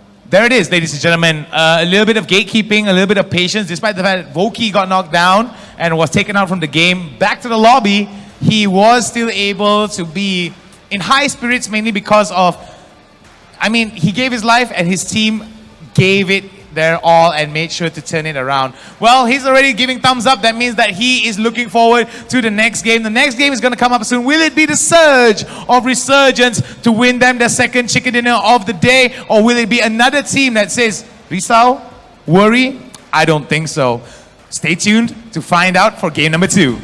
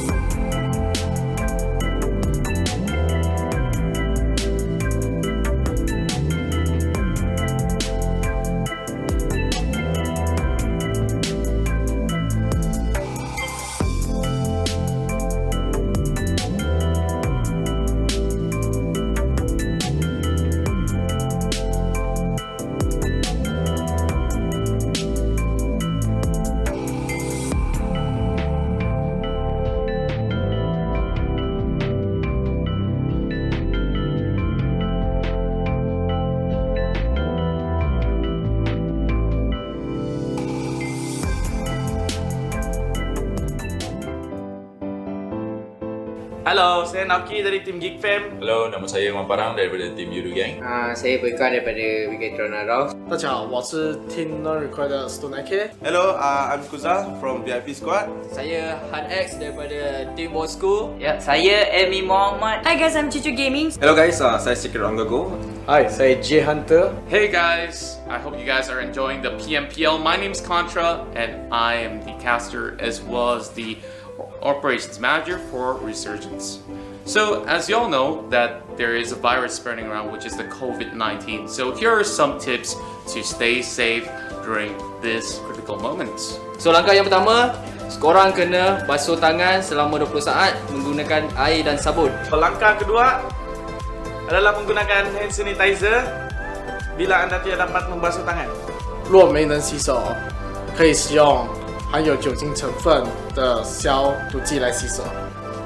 Nombor 3, elakkan memegang mata, hidung dan mulut korang ketika tangan korang kotor. Jika batuk dan bersin, tutup mulut dan hidung menggunakan tisu. Pakai mask jika anda pergi keluar ataupun anda pergi ke tempat yang ramai orang. Jika anda tidak pakai, sememangnya sangat-sangat berbahaya.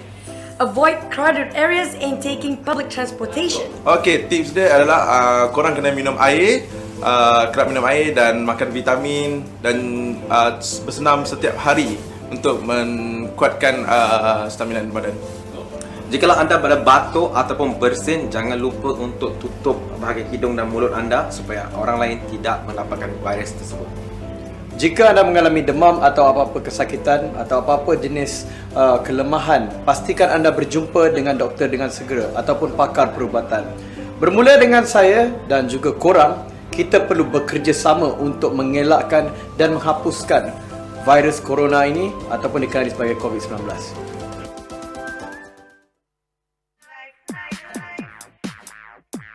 Alright everybody, I'm here with Miss Rose Esports! Ladies and gentlemen, I'm here with Tara, Proyecto, and beside me I have Traitor Esports! I present to you NND Brotherhood! It's time to play this or that. You guys that are sitting on a chair will be giving you guys 2 options and you guys have to choose one as fast as you can. If you guys match your answers together, you'll be getting 5 points. The whole game lasts 1 minute, so try to get as many as you can. All good? Yeah? Let's do this on my whistle. Panas. Banana or watermelon? Banana. Good? BPM or vector? More vector. Come on! Kawan baik atau girlfriend? Kawan baik. Nice! Erangel or Sanhok? Erangel. What is Erangel, man? Bro! Okay, continue. Miramar or Vikendi? Miramar. Ooh! Senjata atau bom? Senjata. Ooh! Kawan baik atau girlfriend? Kawan baik. Play gun or airdrop? Play gun. Hey! Pasta or pizza? Pasta. What is pasta? Coffee or tea? Coffee. Blue or red? Blue. What? Bro!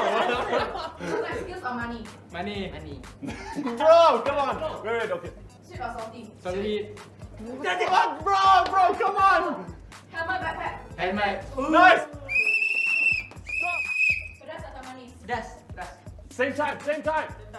Miramar or Vikendi? Miramar. Console or PC? PC. Xbox or PlayStation? Xbox. Hey. Same time. Cinema atau main goreng? Cinema. Erangel or Sanhok? Erangel. Oh man, come on. Kawan baik atau girlfriend? Girlfriend. Banana or watermelon? Banana. Play gun or airdrop? Hey. Pasta or pizza? Pizza. Coffee or tea? Coffee. Hey, why you want tea? Coffee better. Asta atau Olaf? Hey, faster. Keep going. Helmet level 3 or backpack level 3? Backpack. Nice. UPM 9 or vector? Vector. Smart or funny? Funny. Hey, be funny. Why you want to be smart for what? Okay. Or babies? Babies. Okay, alright. Wait. Smart or funny? Smart. Funny. Hey.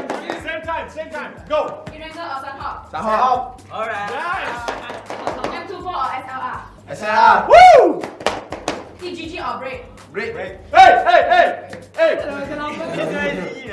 Kau baik or girlfriend? Girlfriend. Kau baik. Hey, bro. Kita kau baik. Blue or red? Red. Andy or Jojo? Same time, guys. One more. Next one. Jojo or Baby Jim? Jojo lah. Got skills or money? Money. Hey, what? You want skill or money? Skill lah. Why? You take money or don't need skill lah. Same time, bro. Okay, next one. Salty. Sweet or salty? Sweet. Come on. Miss Rock or champion? Miss Rock. And Console or PC? PC. Woo! Miramar or Vikendi? Miramar. Kaya atau bahagia? Bahagia. Xbox or PlayStation? Esport. Hey, what is the box? Erangel or Sanhok? Erangel. AKM or M416? M416. Okay. Smart or funny? Money. Why you want smart? Smart for what? Just like funny lah. Kau baik atau girlfriend? Kau baik. What?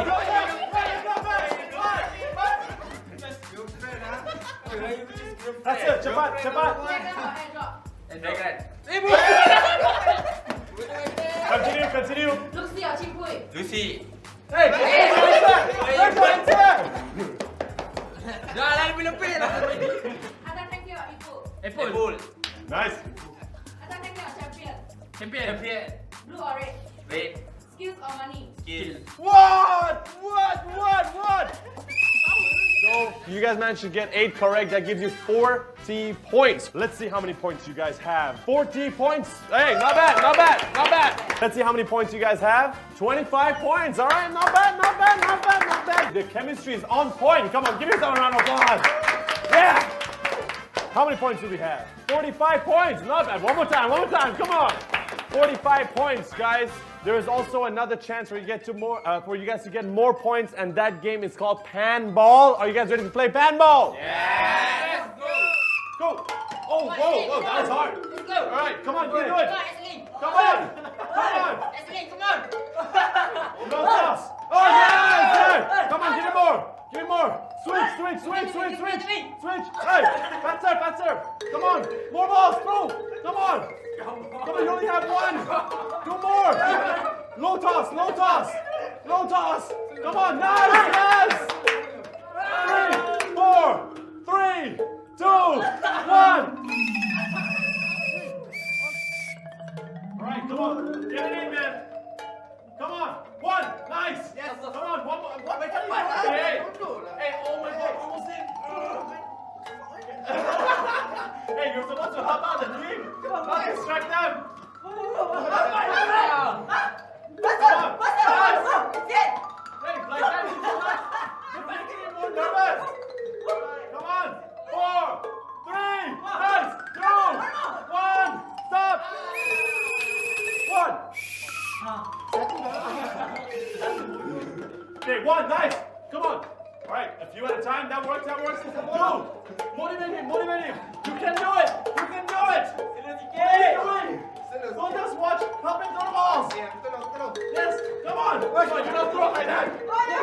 No. Hey. Okay, he has one inside now. Okay. 4, 3, 2, 1. Hey. Go. Come on. Nice. Good first hit. Oh, nice. 1 in. Hey. No double shots.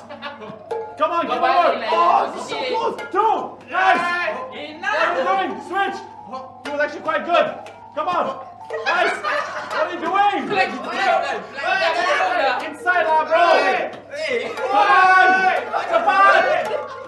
What is this? Give it back. You cannot do anything. Come on. 1. Stop. Okay, all right, let's see how many points you guys got. 1, 2, and 3. Guys, that is a total of 70 points, 40 points from this or that, and 30 points from Panball. You get 70 points, yay! Okay, let's see how many you guys got. 1 and 2. So that gives you 40 points from the first game, this or that, and 20 points from handball. You guys have the total of 60 points. Yeah! 1, 2.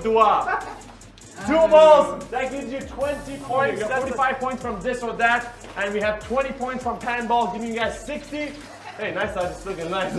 You guys have 65 points. Give it up for yourself. Come on, any Brotherhood. I don't even know how many times I cheated, man. I don't even know. I threw out 2. I think I saw 1 more. We'll just count this for these guys. Okay, let's see. 1, 2, 3, 4, 5. Did it go back in? 6, 7, 8, 9. 9, 8. Hey, okay, come here. Okay, so you got 8 right here. That means you got 80 points plus 25. That's 105 points, man. Come on.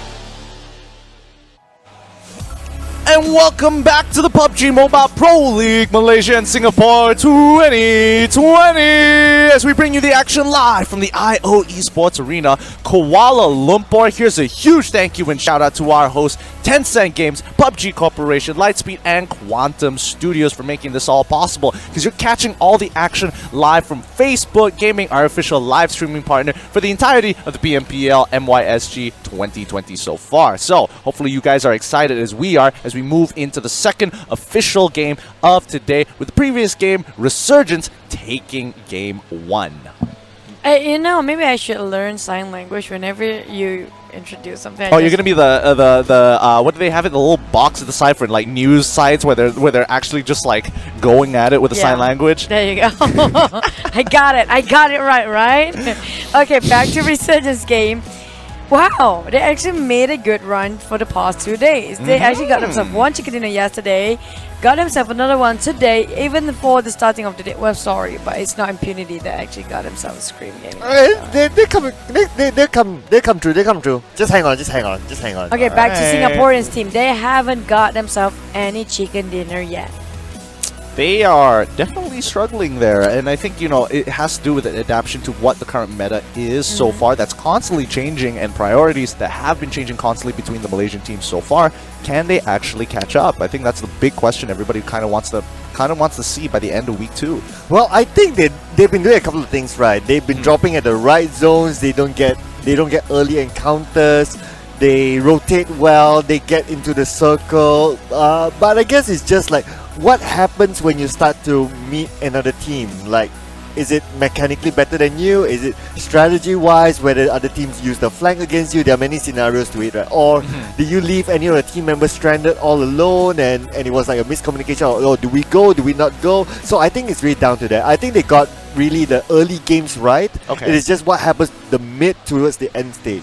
Yeah, I kind of agree to that. Whenever there's one team surprises them with their presence, they just kind of, you know,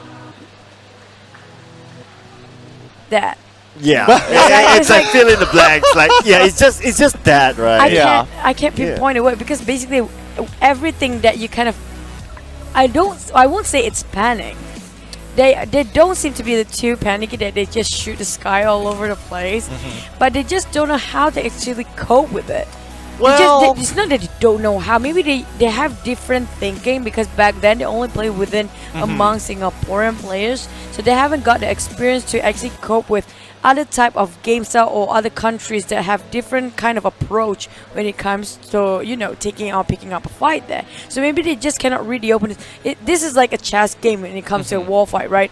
You have to know what's the next move coming up from the other team, so you have to cover that angle in case they happen to be ambushing from the flanks. So at the same time, you have to take care of the rear side, and there's so many space in front too, so you have so many angles to cover with. Question is which one, so they have to know that. Yeah. I kind of agree with that. I do think that they the games that we have seen so far between Divinity, H2O, as well as Impunity, especially for today as well, is that every time they go into a fight, certain fights I would have to say that it is good. It's kind of, again, you have to understand that 50-50 fights, it's kind of anybody's game, even though you do approach first. If they know that you're coming and they're ready to take you on, so many factors come into play. What's your position? How you're entering the building? What weaponry do you have? Do you have utility? Will you be able to get a revive off? There's just like too many things to think about, and I think Singaporean teams are slowly understanding, like, okay, what are the factors, and they're covering it one by one. I don't think they're the cleanest. However, they are changing. I still think it's a little slow, though. Not a little bit. Not, you can't put a little there. It's still very slow. Because apparently we're already in the middle of a tournament here. We don't have any much time left, and we do know for the final week everybody will pull out everything that they have and push it on the table, and that won't be easy, because we do know like teams like Bapak, for example, Secret, another one. There's also teams like really high in kill volume team NoRecoil and Resurgence, that they won't giving it easy for this team. So if they want to just stack up the points, it will be now. Wow. Yeah, taking yesterday's game to example, Divinity, they did manage to secure a compound versus another team, which I don't remember the name, because there were a couple of same scenarios that happened. They managed to secure a compound themselves, but the moment they secure the compound, another team, just third party, comes in and wipe them all out. So again, what do you do as if you are them? Like, okay, you secure the compound, comes in, what do? Do you make a run for it? Do you still stay? Do you reload? take a fight again or what? If that sort of play style were to use during the first week, I'd say it works because not many teams were playing that aggressive. But now they are it's like they're adapting to like what happened on week 1. But now week 2, people have already moved on. People play more aggressively, and that's where the struggle comes in. The thing that I noticed for Team Singaporean is that they are doing almost the same thing like week 1, like how they used to be. They cluttered into one space and not fanning out, and they didn't get much information by doing that. At the same time, they always got grenade by another team in one spot. They almost wiped the whole team or almost chip half of their HP there. And the time that they want to counter back the firepower, it just seems a little bit too late, because apparently their health is really down below the threshold that they can actually hold on to. So the thing is, if only I can change their formation a bit, just go by pairs or just go a little bit fan out instead of just being a clustered 4-man and not get any benefit out of it. That's what I've been noticing. Whenever they got ambushed, they got panicked. They just clumped up together and don't want to move.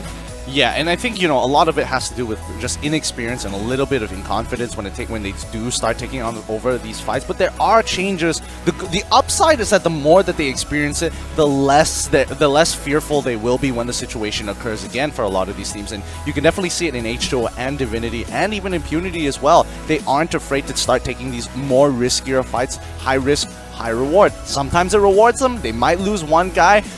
I'll take a casualty for that. You net yourselves 4 points. Yeah, I have to agree in terms of Divinity. They are actually progressing faster than the rest of the Singaporean teams here.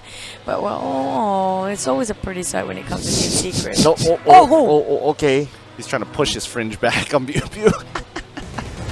Tiny fist. Don't touch the fringe. That's my lucky fringe. Mess up the fringe, we're going to lose the game. Guys, let's focus on what's important here. The fringe needs to maintain. But coming in, it's time for game 2. It's going to be Erangel. For a lot of these teams, it's going to be El Clasico, but you guys know what is up as we load into the plane and start dropping out. Well, I wish I could relate to the fringe, but then again... Yeah, but you know what? I'm sorry for that, Cloud. Apparently you can't. Yeah, just swallow it. That's the reality. Oh, God. Oh, I'm so sorry. He's having a great time laughing that one off. Well, yeah, except on my fate, like, more than 10 years ago. But anyway, just moving on to our feature players, Asta, Juggernaut, Alpha, as well as Insomnus on the page right here. They're quite equal against each other, I'd say. Definitely. And, these were the teams that aren't doing not doing too well previously, but you can definitely see that their stats have significantly increased since that time. FV, most amount of damage. They aren't afraid. However, their 50-50s are really risky. We've seen this flight path before, and Whoa! Wait! I'm out of here. That had you. I like the top castle. I'm liking what were you doing I'm there? dying. Why is your face like that? I don't want to talk about it. That was a dark time. You can tell that these were really old photos because I don't have the same pair of glasses. That's how you know. But thank you once again, you lovely observers, Observer Director XCYR, Zoe, Topcast, as well as Engek. We totally appreciate that one. He's cringing the thank you, but it's okay. We'll take that in. But yeah, XCYR was my favorite one. It's embedded in my mind forever and ever, especially Topcast. I'm like, what are you actually doing to take that picture? I have to live with okay, this there now. you go. I told you this is gonna be a jank circle because Cloud called it. Hey, to be fair, it's quite decent. It's not that bad, but I think there will be like the circle will be ended up around the Medusa, which the Medusa fork there between Shelter and Milta, so it's okay. I mean, technically, Cloud said that he wanted Pochinki will be part of the circle, and it is. So he's not 100% wrong, but he's pretty arguably accurate even. Am I the new circle god now, ladies and gentlemen? Kiss his hand. Kiss my hand. We know you kiss Matoy's hand. Don't even lie about it. Yeah, the picture was posted on my social media. But anyway, it's baiting people out to take that. Just go to his social media, guys. Okay, back to the game. Resurgence dropping around here. School. I think it will be. There you go. Wow again. Wow. That's a long shot coming out from the Micro Uzi. Oh, looks like we're getting the information. It's time for it. It happens once in a while, not too often, but you can definitely understand why these teams aren't caring, because it is going to be a remake. So looks like the circle will have another chance. If it doesn't touch Pochinki, oh boy. Do we get to see Kiden's picture again in the remake? Oh my god, please. No, Production? I don't think. Can we not? I don't think we Stop have. throwing ideas out there. Stop throwing. They're listening to this. I remember They know. wait, just before, I remember your marvelous hair back then. Oh, Choo, you just had. Oh, You know that. That wavy- lush, that really lush oh long. no, you're not gonna do that. No. Let's think about it for a second. My hair was like messy no matter what. Cloud's hair was just, it was long, lush, the band, the band, 90s band hair. Like, I know that look from a mile away. You know, with the bell-bottom jeans and stuff. Oh. The retro shirt. Oh man, those were some fun times. Those were the times that I could relate to Bubu's hair, but now. Oh no, I think it's more to Matt's voice instead of Bill's actually. Oh yeah, I could have challenged Matt Toy in terms of, like, you know, being that With the Hello shampoo. Kitty hairband. Oh yeah, I could though. Always thinking I about could it. have. My Yeah, goodness. no. I definitely can see it. I definitely can see it. But I have to ask, what's it like not having to, pay for hair products anymore? Well, well. Contradicting to that, I still use hair products. I still use a shampoo, ladies and Oh, gentlemen. you need to? For what? Your body? What do you need For it his for? eyebrows? What do you It's time for his eyebrows. It's quite big, so it's What do you need it for, though? Uh, Wait. Am I just uninformed? Am I just like laughing for no reason? Why do you actually need shampoo for it? It's a different skin texture, right? You can just Really? use soap. Right? It's basically soap. You can just use soap. I feel like I'm doing I feel like I'm doing the nonsensical, like, oh yeah, soap is soap, you can use it wherever you want sort of thing, but like, is this actually a thing? Am I just being like weird here? No. Okay, if viewers out there, if you have a I'll try to put it, a circle spot just like me. Right, the circle spot, the mud toy circle spot just in front of this. Okay, leave it in the comment section. Do you use shampoo or not? I want to see that. I want to see that, guys. I want to see the response. We might be wrong here, Choo. Honestly, I honestly don't know. I'm kind of rolling the dice on this one. We can ask John actually. Does he actually use shampoo? That's a good question. You think he'll hear us from here? Yeah. I don't think so. I wish so, but yeah. Production, can you patch us through to the BM site just so we can ask John if he uses shampoo on his head? Or we'll ask during the break, okay? Oh, better yet. Do you Okay. do it as a facial routine, right? Most people Oh, like to we're put going to this. No, listen, hear me out. Okay. Hear me out. Okay. Oh my goodness. Hear me out. me. I've got a legitimate question here. Okay. Usually facial routines, like people put sunblock and yada, sunblock and moisturizer. Is that a necessity? Like if you don't have the cap, or like is that a no-go So overall? you're asking if he uses sunblock on his head? Yeah, is it necessary? Because if you're not wearing a hat, I'm just saying, it happens. You don't have hair to protect your head from the sunburn, so therefore you use sunblock or like moisturizer. Like, how does this work here?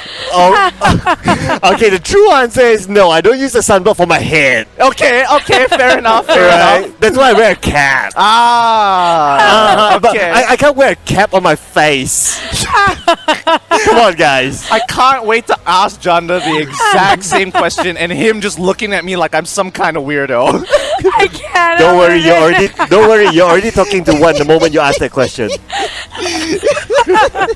I'm sorry, we're dying here at the casters table, but so sorry. Hopefully you guys are enjoying our conversation You might have here. the time to put a mask on his head. Then. Stop it. Okay. Sorry to all the viewers out there who's listening to all our banter up here, but the teams are, getting ready, loading into the lobbies. We'll know exactly when it happens, and when we do, we'll get you right into the game. So please be a little bit more patient. These things do happen. We can't really control it, honestly. Sometimes the lobbies can be a little bit bugged, as some people may have experienced, like, Druff falling out of a plane, or completely disconnecting, or having an entire squad missing.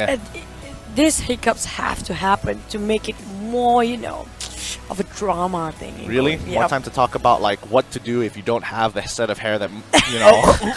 Are we going back to that? We're absolutely. I just managed to finish my laughing and I can't stop thinking about it. Real talk though, real talk. I've always had these questions in my head because my dad has the exact same issue. So I'm like, I never want to ask my dad about it. So I do get to ask you, Sir Claude, while we're on stream.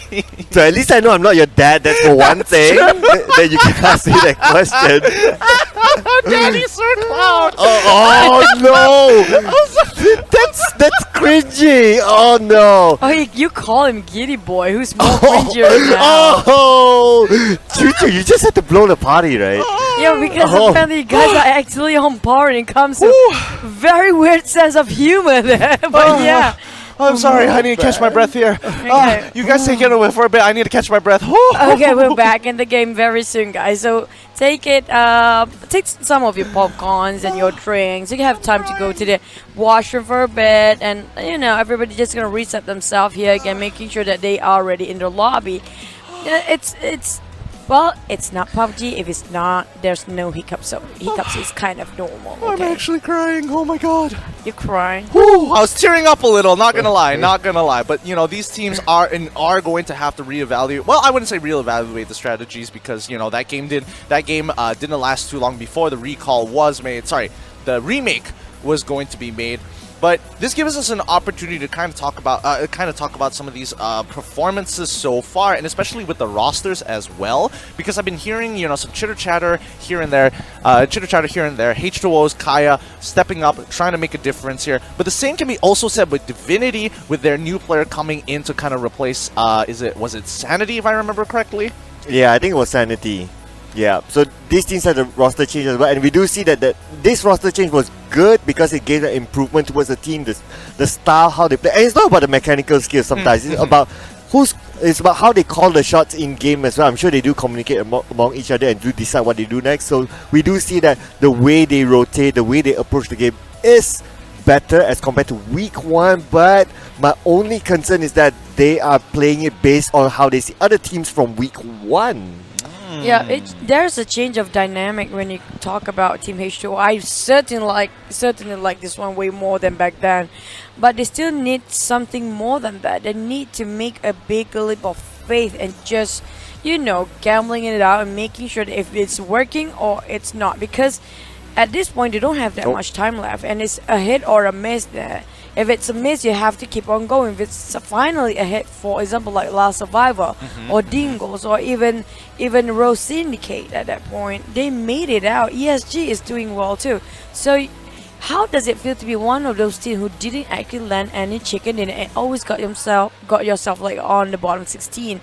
It's not a great feeling, you know. Definitely not a great feeling, and you know, at this point, why not take the leap of faith? There's nothing much to lose at that point. You're already there. You might as well figure out a strategy that kind of works for you and start abusing it once you find it. Ah, there we go. Looks like the teams are getting set up and getting ready to get into the game. Hopefully this isn't going to be another remake because I don't have a tie or a blazer to take off. This is all I got right now, so... let's Don't take the button off. Not just one button at a time every single time it happens. Okay, I don't want to see that, please. No. No, we don't want that as well. But of course, I just had to pan over just to see that Stewart just now. He gave that look like in the game. It's like, oh, he's so focused right now. Team NoRecoil, one of the teams that we should actually look at as well. They're falling off a little bit, but no, I won't say they are actually falling off. The thing is, for first week itself, they don't have chicken dinner. Mind you, never had themselves a chicken dinner, still pushed themselves at top 8 without any chicken dinner. And the rest of the team are actually having a lot of chicken dinner. Push aside, they have a quite a huge number of killing volume there.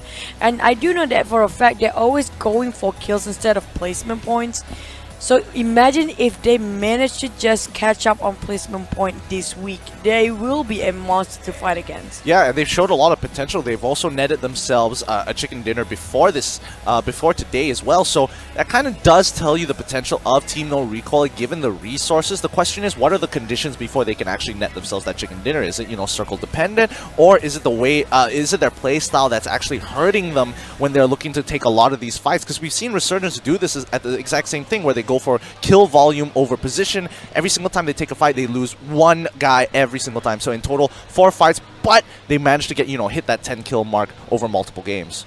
Yeah, it's a tough call really, because of course there's an amount of circle dependency as well, as we would have seen. I believe in one of the games that Simbi was just so lucky to be in that small box or whatever you want to call it, right? And that circle just had to favor him at the time, securing his team a third placing spot just to be in there. So there's a little bit of element here and there.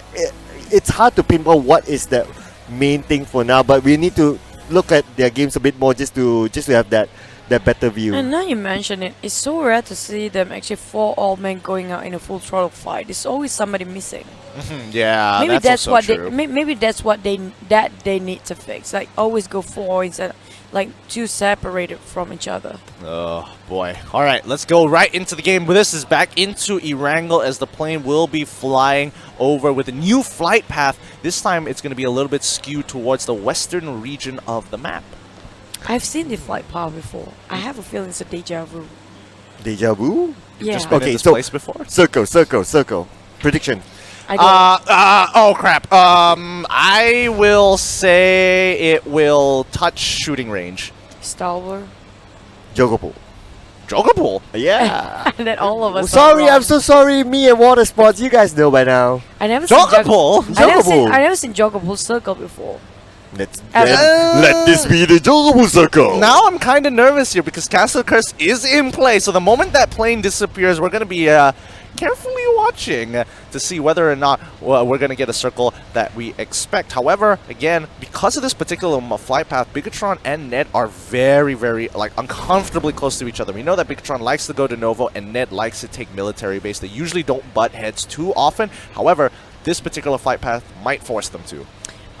Usually they will respect that flight path and their own territory. Shooting range! Okay. And Stalber. And Jogopool. And Jogopool. Oh, basically all 3 of us made it out this time, so it's okay. But nobody actually dropped by around Savannah unless it's Rose Esports Syndicate. So chances are, I have a feeling it will be ended up around, Rostock, a little bit south of that, maybe school even. Arguably, yeah, I can definitely see that coming. But speaking of which, because it's so the flight path was so far to the west side of the map, teams like Bapak is going to take a lot longer to get over to Malta Power. And Bigetron, because they dropped off much earlier, will be able to start looting quick and then going across that bridge as fast as possible to get within the circle, which means they might actually bump into Bapak coming into Malta Power or going out. Yeah, there's possibilities there, but then again, the circle is really kind of... Oh, check this out. Y2K getting that first blood against OZ. Ooh. Just run him down. We just only talk about Traitor, though. And... Talk about it feels bad. Yeah, Y2K managed to get himself that knockdown, but apparently didn't finish off with a kill there.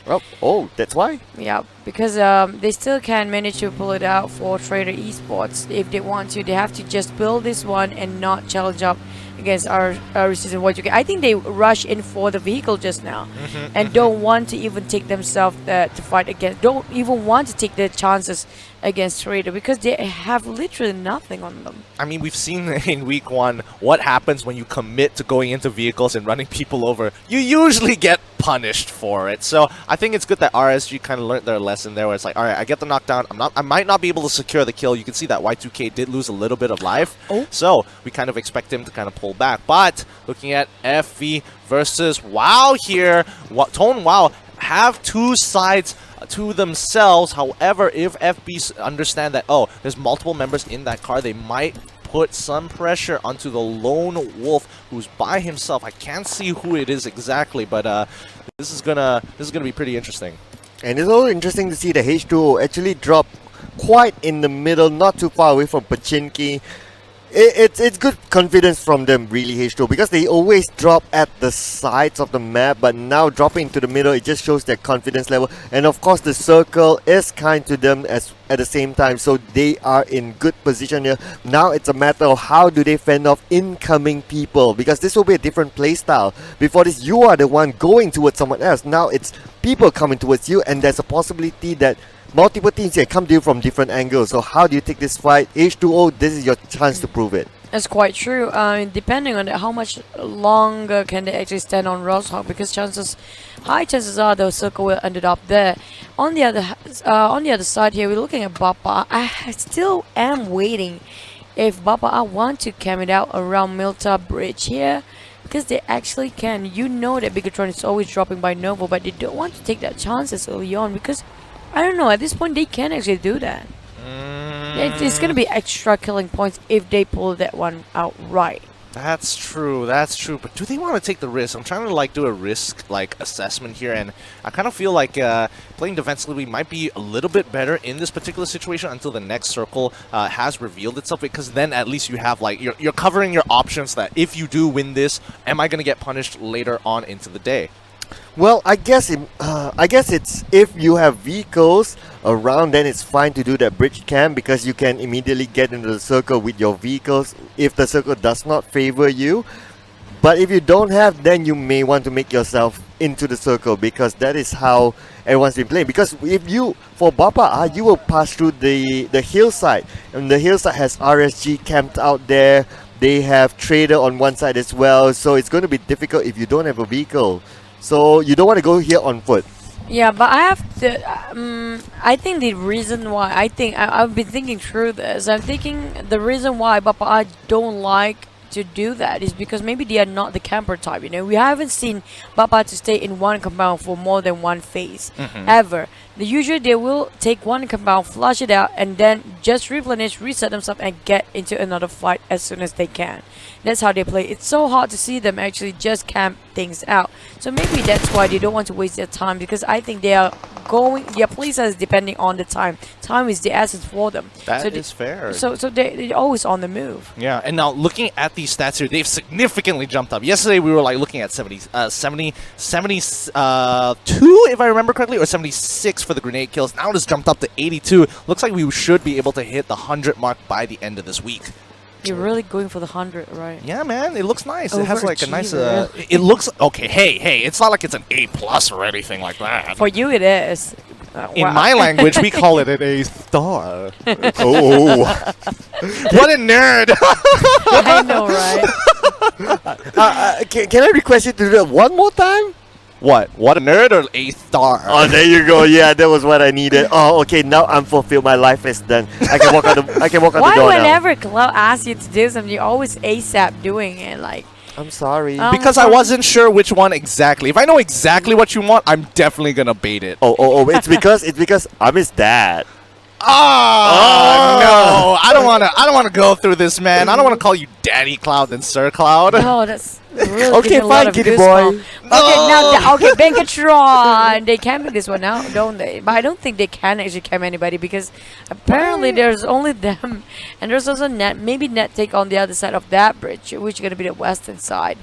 Well, back to Team Secret around Roshok. They're quite a fast rotation coming up from Team Secret. They are actually not moving usually after the phase 1, but apparently still phase 1, they already got themselves into Roshok area.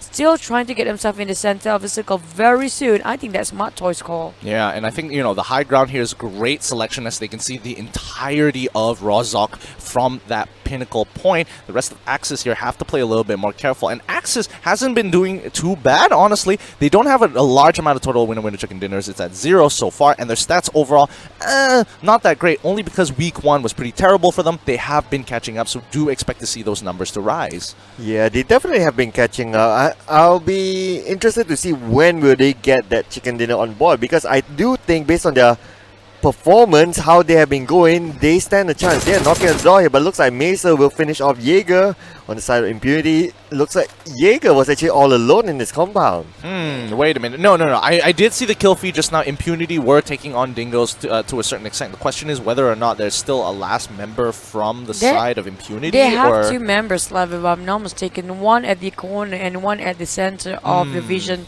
from Dingoz. But back to Team Secret here, Access.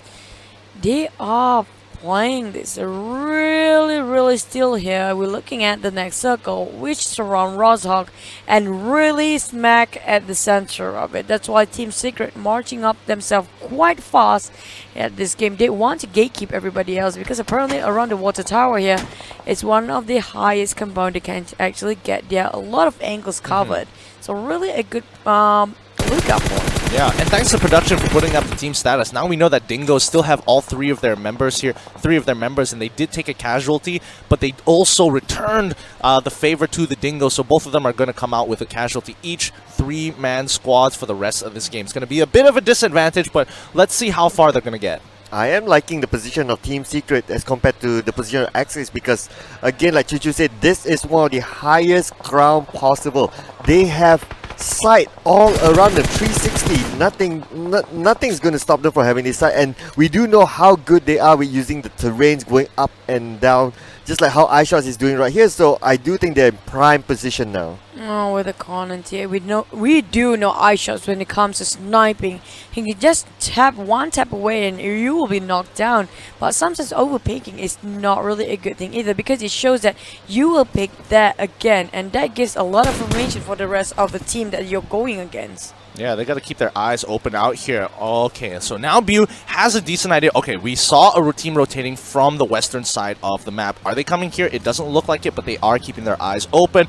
Hydra, the scout of Bigetron, does notice RSG in the structure. He's already taken a couple of shots. It looks like they are going to commit to this, as the rest of Bigetron will start to surround from the eastern side to cut off any exit points for RSG. Yeah, at the same time, Traitor is actually not too far away. They could bump in and spoil the party if they want to, but Hydra has his teammates just behind him. They are moving onto him. Bapak as well is in nearby based on the minimap, and now we can see from the bird's eye view here, these two teams, they have the middle just separating them, and this is actually quite a flat land. It's not really big, so they really need to depend on the vehicles if they need to make a run for it, because they have not much cover there. So hopefully teams don't come jump into them from a different angle quickly, because it's because of just how flat the land is. But wait for this, Bapak already rushing in here, 4 against 2. His shoe, they got caught this by surprise. Apparently, there you go. Bow spraying in, there's one more issue, and there you go at the 16th placement. I heard them shouting just now. Was it the whole team out? I don't know if it was H2O shouting or Bapak shouting. They all kind of sound muffled here. But apparently, I don't see that. I don't think it's everyone from H2O just now, right? No, that's everyone from H2O. They had 2 casualties. So basically, they're the last one here. So, my goodness me. Yeah. You saw what I meant about the team from Singapore, right? The moment they got Russian, they just stand still. They didn't know where to move. It's like they kind of thunderstruck or dumbstruck by the moment that they got, caught by surprise. Like, we cannot do anything now. Well, I do think it's not their fault in this particular situation, because Bapak, they were covering every angle just in case they wanted to hop through the windows. They did. Jenny did run through the windows and the front just to kind of give an idea of where everybody is and which areas are safe. While the sides were covered by Bapak members, they basically just busted in from every entryway possible. But they didn't even try to move in the house. H2O, they were in the house. They didn't even try to move. Yeah, and that, you can actually just try to prone and give yourself a little bit more time before they rush in, and you can still, the moment you rush in, you expect somebody to stand in front of you, and that's what they did. Just stand there. Instead, you can just prone down, and you might take a knock down or 2 there, just for the sake of fighting back. It could be one of those things where it's just biding time or not, but let's look at Impunity here. They've already suffered a casualty from dealing with Dingoz previously. Now, Bapak actually rotating very, very quickly. However, can Kuda actually get the initial knockdown? Yes, they do, and they kill Secure onto Jenny here. Unfortunately, an open-topped buggy is going to cause his death. And looks like 6 will want to come in with the Yoodo, but looks like 6 have been knocked as well. Oh no, this is becoming a disaster for Bapak. 2 team members are already down. Oh man. But definitely Axis, they got that covered good enough. But looks like Bart looks like he's in trouble as well. Vehicle needs to be abandoned. Bart needs to find security at this moment. Trixity just in front of him. they will go into the building and just reset themselves. I think Bapak Bart just now, if only he knocked himself a little bit hard on that wall, it might actually explode for that UAZ. I was really hoping he actually crashed into it. I'm sorry. He crashes and explodes. Yeah, but then it didn't happen. He actually brakes on time. He knows it might explode as well. Good call so far, but Bapak is going to come out with 2 casualties. So again, significant disadvantage compared to the other teams. Oh, wait. Are we going to see some road rage here? As we can see, Boyka, he's trying to cut off the buggy, trying to isolate Grim away. Maybe even look to tip him over as the rest of Bigetron is racing right behind them. They're not going to switch seats and then hop out, but it looks like FV needs to find a place of their own to kind of hold their ground. And it looks like it's being contested by Miss Rose Syndicate. Oh, Miss Rose, they're surprised by this. So Boyka looks like managed to take out Grim. At the distance now, there's only 2 more team members of FV available. Boyka with that long range shot tries to connect them, but then again, that's not connect yet. But FV looks like they are in trouble now. FV only has Afat left. He needs to revive 2 team members of FV. They will crawl inside Miss Rose Esports. They have to compound the result. And Andy looks like they will go for it. Andy will go for another angle with the smokes up. It's still covering them. Andy will try to find that angle. Will try to get that moment into the building, but looks like it's not going to be easy for them yet. Oh, blindly spraying at that. Boyka have been staying on this island quite for some time, reading the situation into his palm there. Apparently he went back to the team and giving back the information that they won't take this fight. Maybe he will try to rush in with the rest of the team. Looking at the current state, is still overstaying themselves. Rose Esports Syndicate still trying to clutch it over for the Nobody saw that! My goodness, it was just behind them. They're looking at the different direction. They see that one coming. FV still can pull this one true, but Kage is down on the ground outside. Omar managed to finish for the whole squad. FV is nowhere to be seen. That was really unnecessary casualties on the side of FV. But that's the risk that they're willing to take. And now BTR coming in for the mop-up here. The last members of MRE are in trouble. 2 of them having taken and suffered 2 casualties already. This is not looking good for Miss Rose Syndicate as BTR coming in with the death rush. You know what's going to happen. MRE, he's ditching. He has to go. They're sacrificing the last member, but that you ask, will it hold out through the firepower? A Bigetron looks like they're only taking a couple of shots. He looks to be okay. Looks like 1 team member of Miss Rose Esports managed to make the great escape again. Man, I believe we have seen something similar like this yesterday. Like 1 person managed to make that great escape and the rest of the team members just wiped out. It's just unfortunate for him, but well, he'll need to hang up for position points now. Yesterday who did the same thing like this. But just now, I saw how Boyka kind of read the situation for the side of Rose Syndicate against FV Unbeatable just now. He waited that out and he passed back the information to the team, take the vehicle back because they only have 1 vehicle left there. So you have to go back and fetch for the rest of the team and just rush in right in the corner the moment they almost lost everything for the side of Rose Syndicate. But back to the circle here on the outskirts of Ruin this time. There's a multi-level terrain we're talking about. There's also water, there's also hills, and there's also flat fields here. Dingoz already got crashed down by so many teams around here. Somebody Secret caught up in between. I have no clue how, but Biu will be finished off by none other Pendek. Yeah, Pendek got a really great angle onto Biu there. However, Yuhai is still alive for his team, holding on to the dream as wow, they suffer an initial knockdown onto Hi. It feels like Hi is so unlucky every single time he gets like knocked down constantly. It's like, guys, please let me play the game. He was knocked down quite a number of times for the last one too.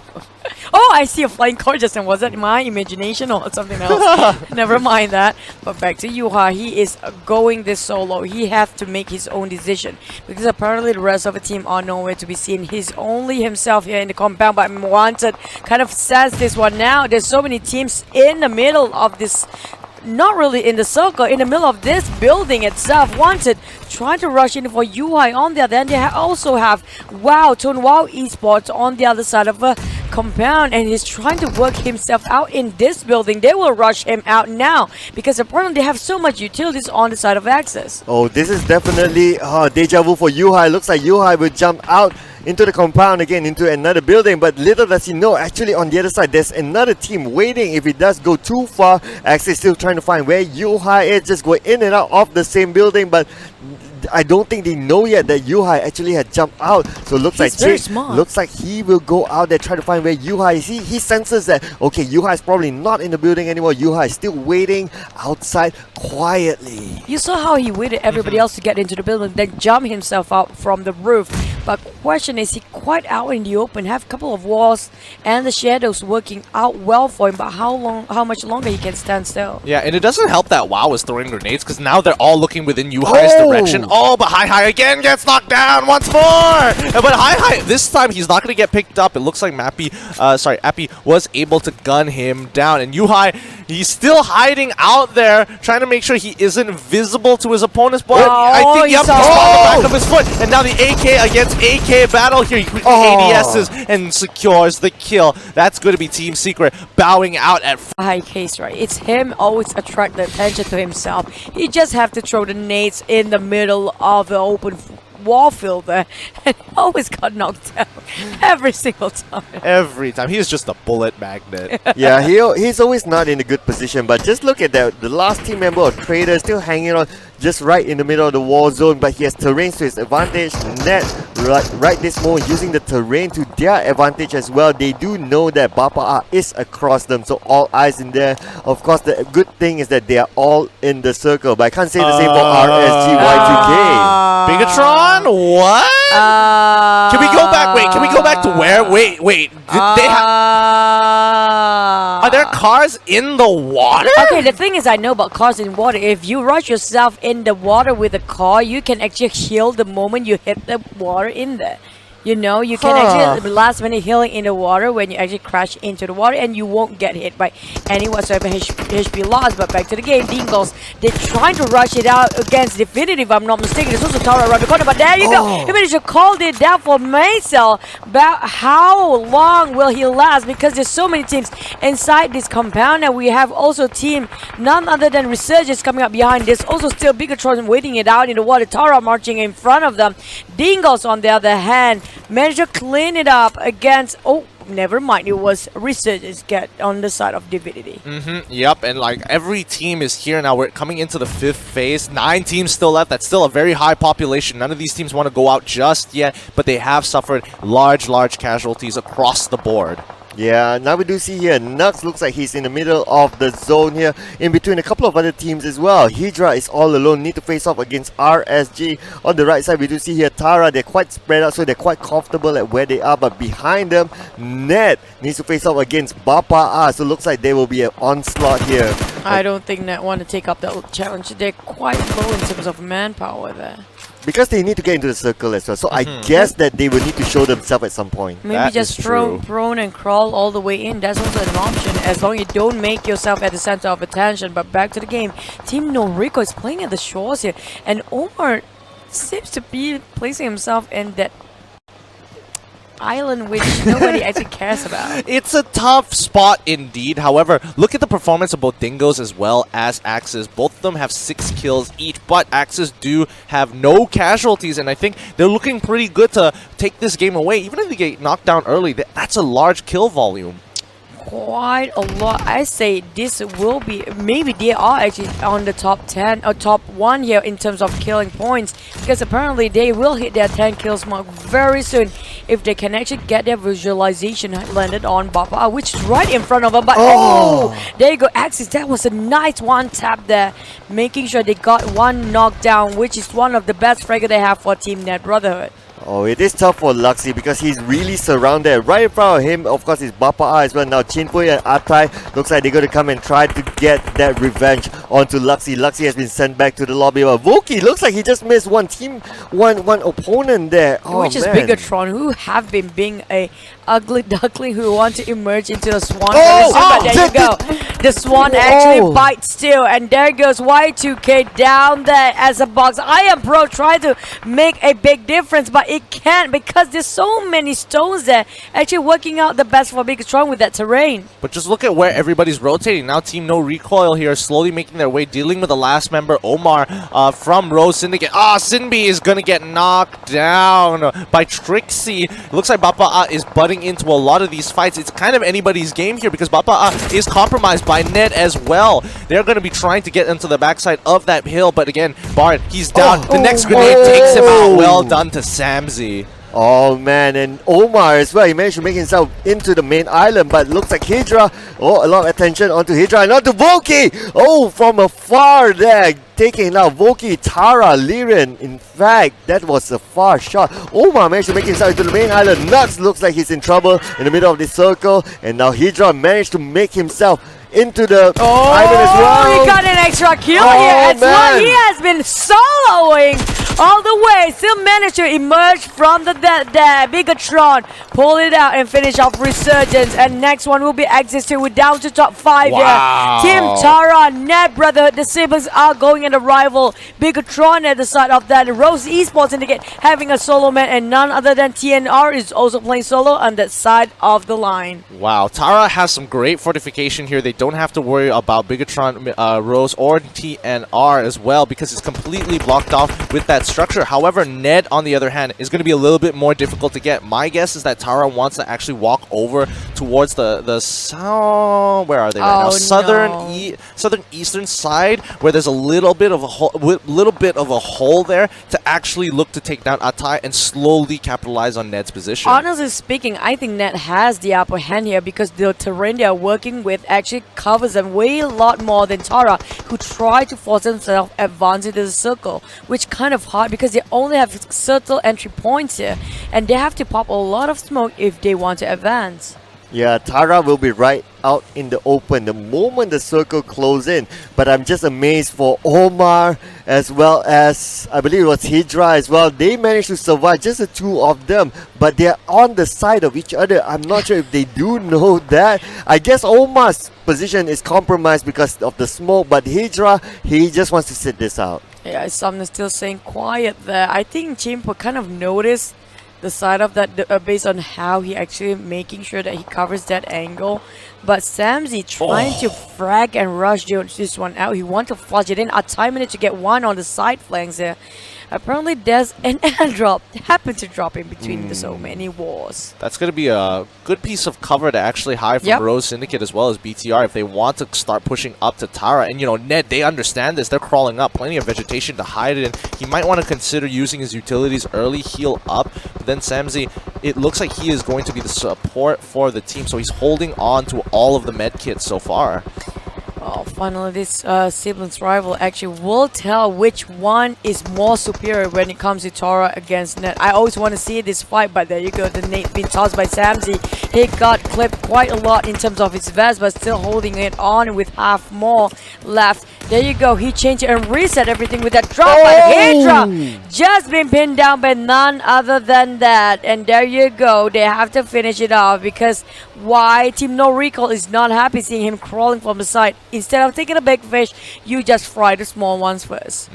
And now Ned, looking like in prime position to win this game, needs to take out 2 members of Tara and the last standing guy of Team NoRecoil, Insomnus.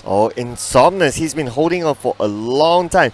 But we did see that one ghillie suit is already out, so that ghillie suit may change the pace of the game because there's so much vegetation here. That ghillie suit really came it's spotted out by Atai, so Atai will knock down Wawakan, and now Wawakan is in trouble. But then again, he is behind the tree. He does have Lyrian to support him, but looks like Lyrian has been spotted out as well by Atai. That sharpshooter, but winner chicken dinner is given over to Atai and team from Team Net Brotherhood. How did he sense out that movement? That was a really sharp eye we have on the pair of Atai.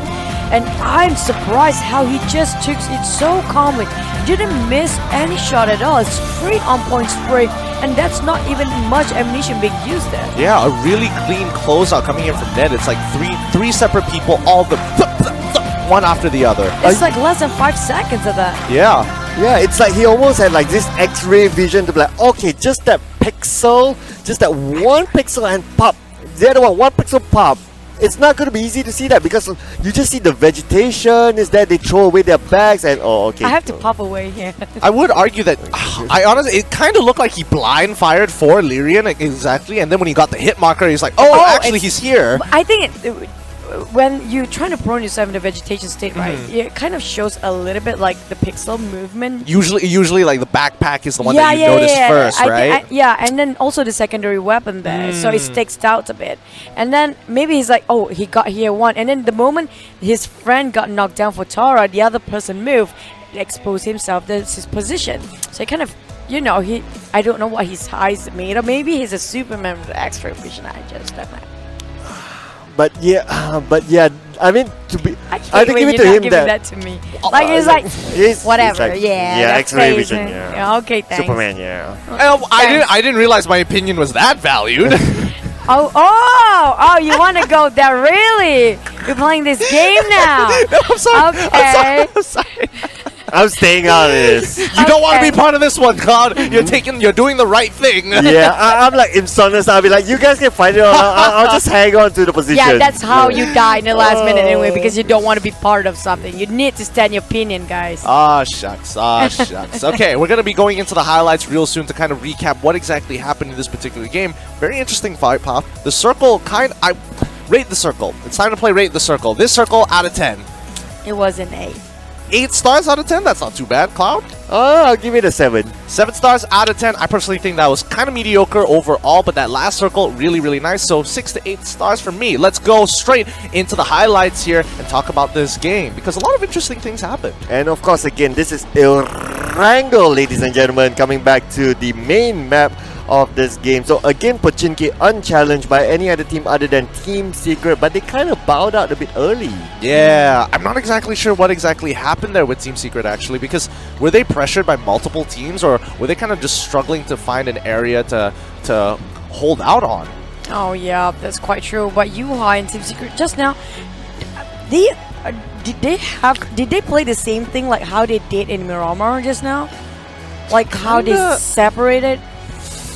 Hard to say, kind of similar. I do see a couple of similarities here, but you know, I'm not entirely sure because we didn't catch every moment of Team Secret there. Right. I want to point out on H2 as well, just now reviewing again the highlights, they did not have any vehicle with them, so I think that is one big mistake as well. Especially in such a big map, you need to have your vehicles. So you should have your vehicles at least parked in the compound. If you know that someone's coming and you're not confident to take the fight, you know that there's only 2 of you, jump out, get into a vehicle and just get away rather than just staying still there like what Choo says. Don't know what to do and just surrender yourself. Yeah, I do prefer at least to try to prone that, you know. Or maybe even if they don't have vehicles, you saw what Yuhai did. Even though it was 1v4, you saw how he managed to just get out from 1v4, climb himself on top of the roof, and make sure everybody goes in the building and jump himself out into another compound. Well, to be fair, he was isolated and he did know there was a team behind him, so it might, you know, give him some sort of cover fire, pseudo cover fire when the rest of Axis actually walks out. And not to mention that Axis did get knocked out later on when I definitely thought that this was kind of their game. Yeah, she's just going like, yeah. Okay, just smack the lips. Yeah, just smack the lips. Can't do much about that. But then again, just moving on to RSG here. Oh, just look at this. Hijra, he was there the whole time. This was so dirty. You don't do this to people. Like, Hijra single-handedly screwed over Resurgence with that play. Yeah, Resurgence kind of want to get into that, waiting for a bit, but then they got ambushed by, I think it was Tara coming out from behind, throwing nades over Iron Pro, which forced him to take the fight and waiting Bigetron on that side first and thinking about it later. But this is the moment we kind of question it. How did he just land that shots exactly as they are? Let's check this one out, because this one was the suspicious one. And yeah, he did actually go for the spray, and then after that tapped him immediately afterwards. And he saw, I think it was Team Insomnius running, standing up and running, that kind of popped his head, quite obvious. Alright, let's look at the standings. Resurgence still on top with 17 kills, 42 points. Then Brotherhood, 14 kills, 38 points. With Axis, 17 points and 17 kills and 37 points, followed up by Team NoRecoil, actually. 8 kills, 29 points. And on to Bigetron, they secured themselves 27 points. Bapak Esports 22 points. Dingoz MZ 16 points. Same goes with Wow Esports at 16 points as well. A lot of kills done by Axis this time. I'm surprised how they are actually super aggressive. I haven't seen them playing like this ever. No, that and also Resurgence as well. Both of these teams netting themselves quite a large number of kills in this round alone. But wait, where is Team Secret? Apparently they fall off to second page and not even the top 13. They dropped themselves at 14 seconds to third to last place at that. They didn't even net themselves a kill there as well, so that is pretty interesting. All right, let's look. Tara is going to be at 16 points, 5 kills, not too far away from 8th place. Miss Rose Syndicate with 13 points, 5 kills. FB Unbeatable with 6 kills, 8 points. Impunity with 1 kill, 6 points. And on to Traitor Esports with 4 points. Team Secret 3 points. DivinityEsport 3 points. Team H2O 2 points. Oh, wow. A bad run for Divinity and H2O. Now but back to stats and well, there you go. Finally, Axis topped themselves this time with 7 kills. First time I'm looking at Axis on the screen here. Yep, Axis is there, and Resurgence, 2 members of Resurgence as well. In 3rd place is going to be Iron Pro with 6 kills, and Small Boy with 6 kills himself. BTR's Hydra, oh, this guy, oh, what a dirty boy. 4th place, 6 kills as well, followed up by Ned Atai. You know the extra 2 kills actually caught him and got himself in the overall stats here. Exactly, but they really screwed Resurgence over there. Like, my god, if I was Resurgence, I'd be like, oh, what in the world? How unfortunate that Hydra happened to be there at the right place at the right time underwater, of all things. Absolutely, and that's what you get if you have water sports, ladies and gentlemen. You do expect a little bit of a fight there, and that's like the Navy SEAL coming to you. It's like, oh, okay, you can't see me. I just come up to you and oof, yeah, that really was some Navy SEAL sounded tactics. Like diarrhea for some. What was that? Lactose intolerance. A very accurate representation of lactose intolerance. I'm sorry, guys. I'm sorry. That was my best representation of a shot. You should have done what Emmy. You should have done what Emmy does. Wow. That reminds me of Rattata in Pokemon, actually. Honestly speaking, if you guys play Pokemon, that back to the game just now. It's all about congratulations. Congratulations to Net Brother. Okay, when can we stop them from taking themselves a chicken? It's almost like they're silent for the last couple of days last week. Suddenly they just keep it going for every day. Every chicken have to go for it, you know. I think, you know, especially week 1 where they were kind of like struggling to like get there. They didn't have that edge just yet. But I feel like in week 2, they definitely seem like they have an edge over a lot of these other teams. I don't know what's making them tick or what's their secret recipe so far. Maybe they have their own modeled hand, a Mat Toy's hand somewhere in their back pocket. Something is making this team work. Yeah, absolutely agree. Same goes for Axis as well. Something made the work. Yesterday as well, they played quite well. I think I know why. Why? Maybe later we're gonna share it to you. Because it's a long story. A very long story. Okay, it's gonna be enough for the English Curse cast so far. Our cursing isn't gone too badly so far, but we're gonna throw over to the winners for their interview. Nick Dogeman, take it away. Ladies and gentlemen, it was Erangel that became the determining factor here in game number 2 of the PUBG Mobile Professional League Malaysia and Singapore 2020. And we have seen Resurgence surge up from the ranks and steal it away in game number 1. However, in game number 2, Erangel was not where Resurgence could surge up again and was eliminated fairly early on in the mid stages of the game. However, it was Net Brotherhood that was able to steal it away. Despite the fact that they were on the outside, they had to contest with members of BTR, Tara, MRE, and Team NoRecoil. Atai 10K was able to get the winning kill, and was it a beautiful sight. Without further ado, let's welcome to the stage from the Net Brotherhood, Chin Boy!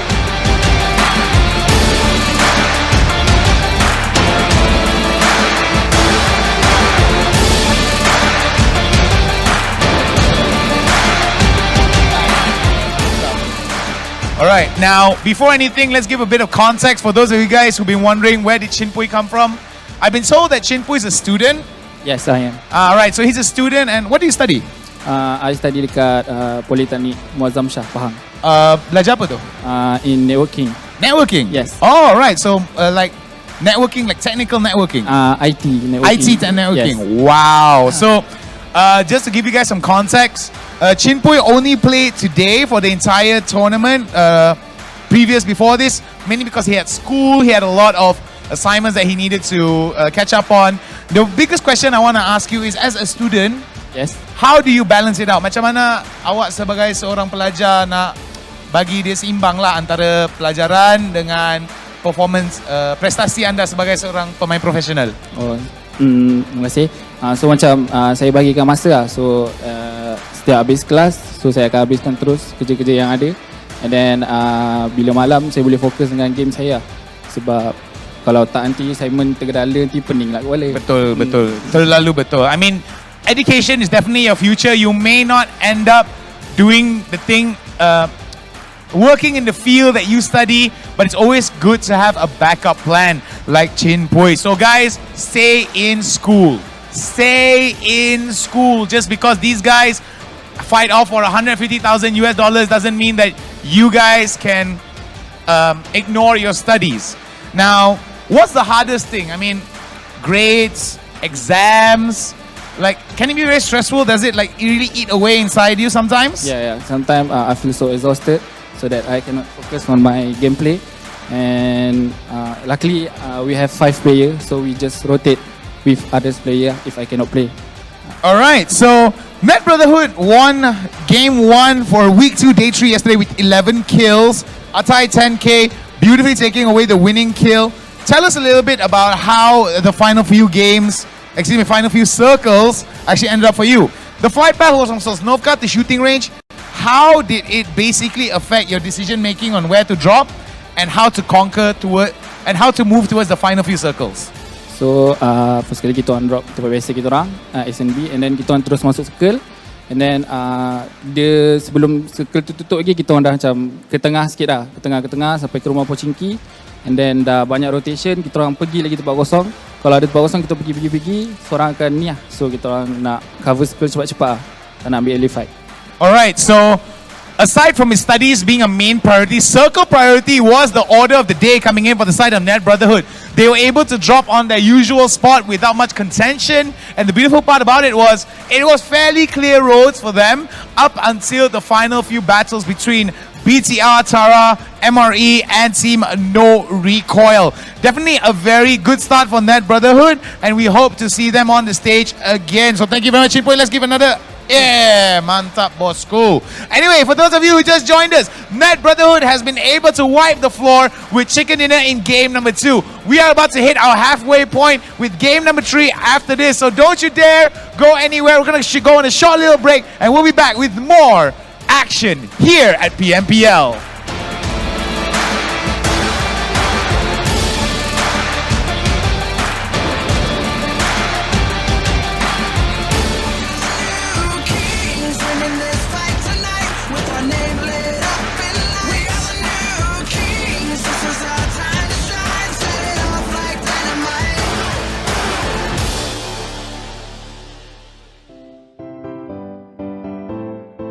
Hello, saya Naoki dari tim Geek Fam. Hello, nama saya Mamparang daripada tim Yoodo Gang. Saya Bapak daripada Bigetron. 大家好，我是 Team NoRecoil 的 K. Hello, I'm Kuza from VIP Squad. Saya Han X daripada tim Bosskurr. Ya, saya Amy Muhammad. Hi guys, I'm Chichu Gaming. Hello guys, saya Secret on the Go. Hi, saya J Hunter. Hey guys, I hope you guys are enjoying the PMPL. My name's Contra, and I am the caster as well as the operations manager for Resurgence. So as you all know that there is a virus spreading around, which is the COVID-19. So here are some tips to stay safe during this critical moment. So langkah yang pertama, korang kena basuh tangan selama 20 saat menggunakan air dan sabun. Langkah kedua adalah menggunakan hand sanitizer bila anda tidak dapat membasuh tangan. 若没能洗手，可以使用含有酒精成分的消毒剂来洗手。 Nombor 3, elakkan memegang mata, hidung dan mulut korang ketika tangan korang kotor. Jika batuk dan bersin, tutup mulut dan hidung menggunakan tisu. Pakai cemas jika anda pergi keluar ataupun anda pergi ke tempat yang ramai orang. Jika anda tidak pakai, sememangnya sangat-sangat berbahaya. Avoid crowded areas and taking public transportation. Okey, tips dia adalah korang kena minum air, kerap minum air dan makan vitamin dan bersenam setiap hari untuk menguatkan stamina badan. Jikalau anda berada batuk ataupun bersin, jangan lupa untuk tutup bahagian hidung dan mulut anda supaya orang lain tidak mendapatkan virus tersebut. Jika anda mengalami demam atau apa-apa kesakitan atau apa-apa jenis kelemahan, pastikan anda berjumpa dengan doktor dengan segera ataupun pakar perubatan. Bermula dengan saya dan juga korang, kita perlu bekerjasama untuk mengelakkan dan menghapuskan virus corona ini ataupun dikenali sebagai COVID-19.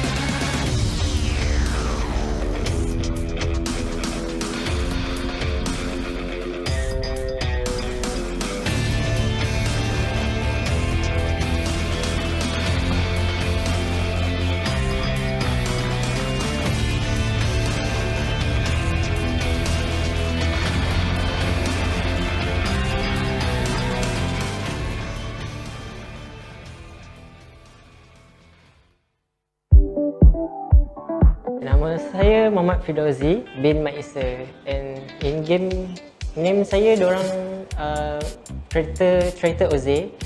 Oze ni actually originate sebab short form daripada nama saya Firdauzi, and it comes to Oze.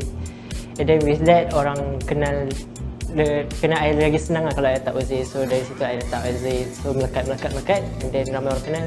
Okay lah, saya more to scouter and fragger, role saya sebagai fragger, and saya selalu bagi arahan kepada tim, and saya yang bertanggungjawab dalam mencari circle baru, membeli circle baru. Saya akan bawa tim saya masuk dalam circle dengan selamat, and saya juga proses sebagai support lah kot bagi kira kan. And then saya prefer pakai M4 XM. Actually saya main PUBG season 2 tu masa saya dekat Rusia. Masa saya main masa saya belajar kat Rusia tu saya tak ada kawan. Tak ada kawan nak main. Saya main bodoh je. Lepas tu bila saya balik pada habis belajar cuti, and then saya jumpa kawan yang nak ajak saya untuk main sebab dia nampak saya ada potential. Lepas tu saya main. Lepas tu macam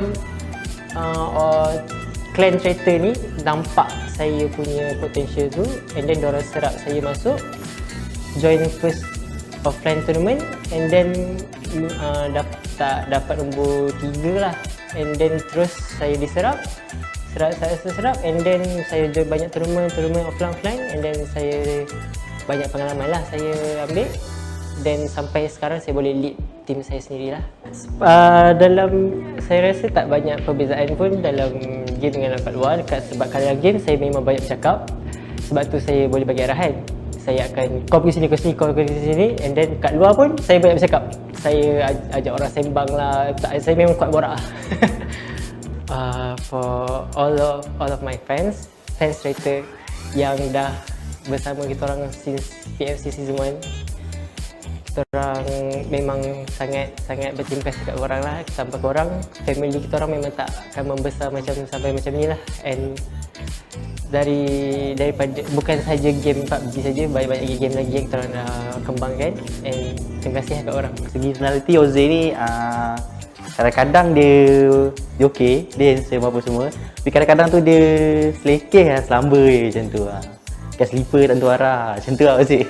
Dia punya leadership semua okey, dia punya cara masuk compound apa okey, tapi at the same time kadang-kadang yang tempat yang dia pergi tu kadang-kadang belum sampai dah mati, kadang-kadang sampai terus mati, like macam, tapi sometimes okey, sometimes dia menjadikan, sedang tak menjadi, tapi kita belajar daripada something, daripada dalam Traitor ni. Kalau tak ada Oze sangat susah, sangat susah, sebab dia ni macam kita punya tulang belakang juga, sebab dia antara orang paling lama dalam Traitor. So kalau macam saya pun nak buat something pun kena tanya dia juga, tanya tu, tapi itulah kalau saya balas 10 message dia butik je.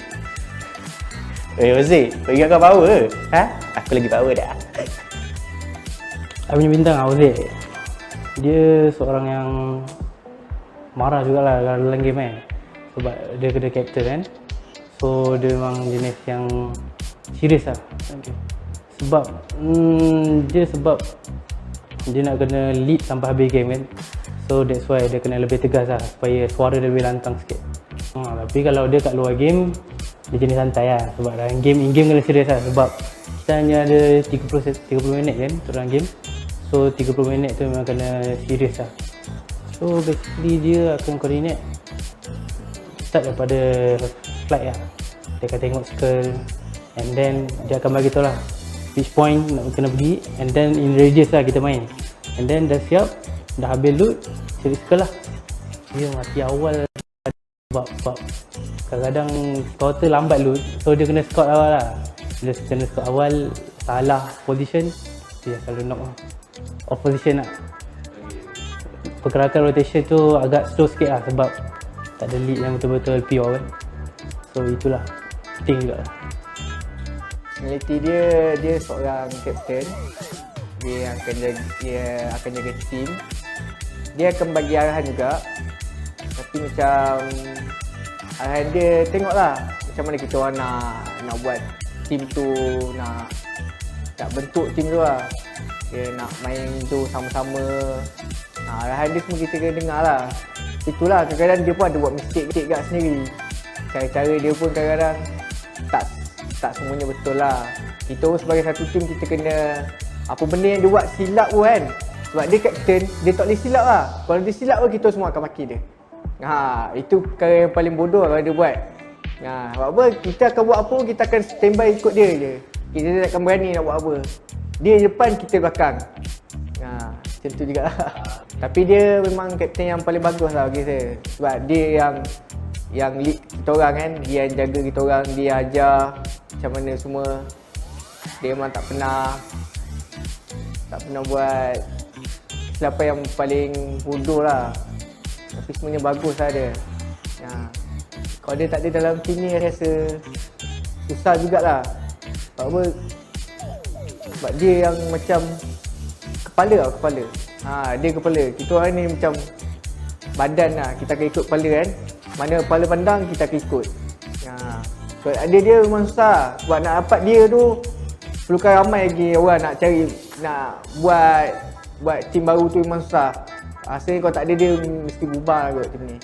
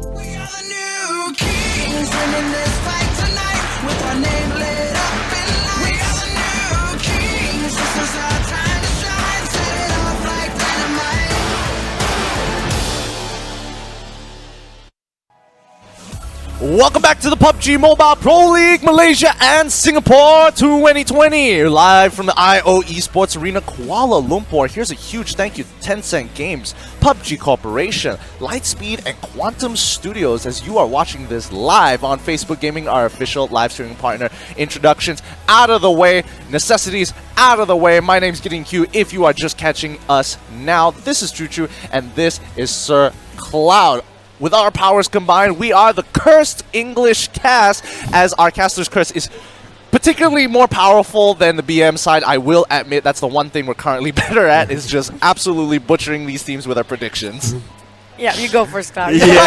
Nervously, like, it's starting to almost be like, okay, all the teams are like, can you just not mention us? It's fine, we're okay, we can just play our own games. Like, Caster's curse, no, we don't need Well, we don't need any of apparently, that. because the moment he mentioned H2O, they were the ones to be first knocked out from that lobby.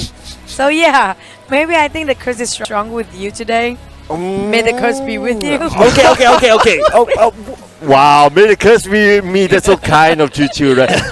But okay. Let's use this round as the next experimentation. Next, you want to do this soon? We usually do this for the last game, Yeah, so I don't know if you want to pull it soon. Well, we'll have a break after this, right? So, well, we can use this as well. You have so much hope, because if this goes wrong, the next 3 games, you're just gonna be like, you better be so careful if it's on you. Oh, I'm putting out the consequences right here, right now. I'm laying the terms down like, hey, You know what's about to happen here. Thanks for being the judge. I'm a fence sitter. I'm a fence sitter. Okay, okay. We'll always sit this one out first. I think this is not the time yet because I do feel sorry for the players. You know that's always right whenever we call it. Nervous, Choo-Choo? I can see you sweating there a little bit, just like, oh. Kind of. Because we do know that just now, Circle at first, it was a remake just now. Yes. But then it comes to a small map, which is Vikendi. Oh boy. Yeah, I think. But I really want to see a maze circle now. Okay, Maze Circle it is. Come on. Where's Matt Toysam when you need it? Maze Circle, Matt Toysam. I don't think it's gonna happen. Dino Park is super hard to land on. That was a coincidence yesterday. Yeah, just getting Dino Park alone was pretty difficult. But yes, the next map is going to be Vikendi, so you guys better get excited here. A lot of these teams are really ramped up, and especially for the teams in the lower Stewart shooting his own teammates. That's early. Guys, calm down. I know you want to shoot someone, but calm down, guys. Friendly fire. But yeah, speaking of which, Vikendi as well as Sanhok is one of those 50-50 maps. It's kind of anybody's games because it's so small and hyper circle dependent.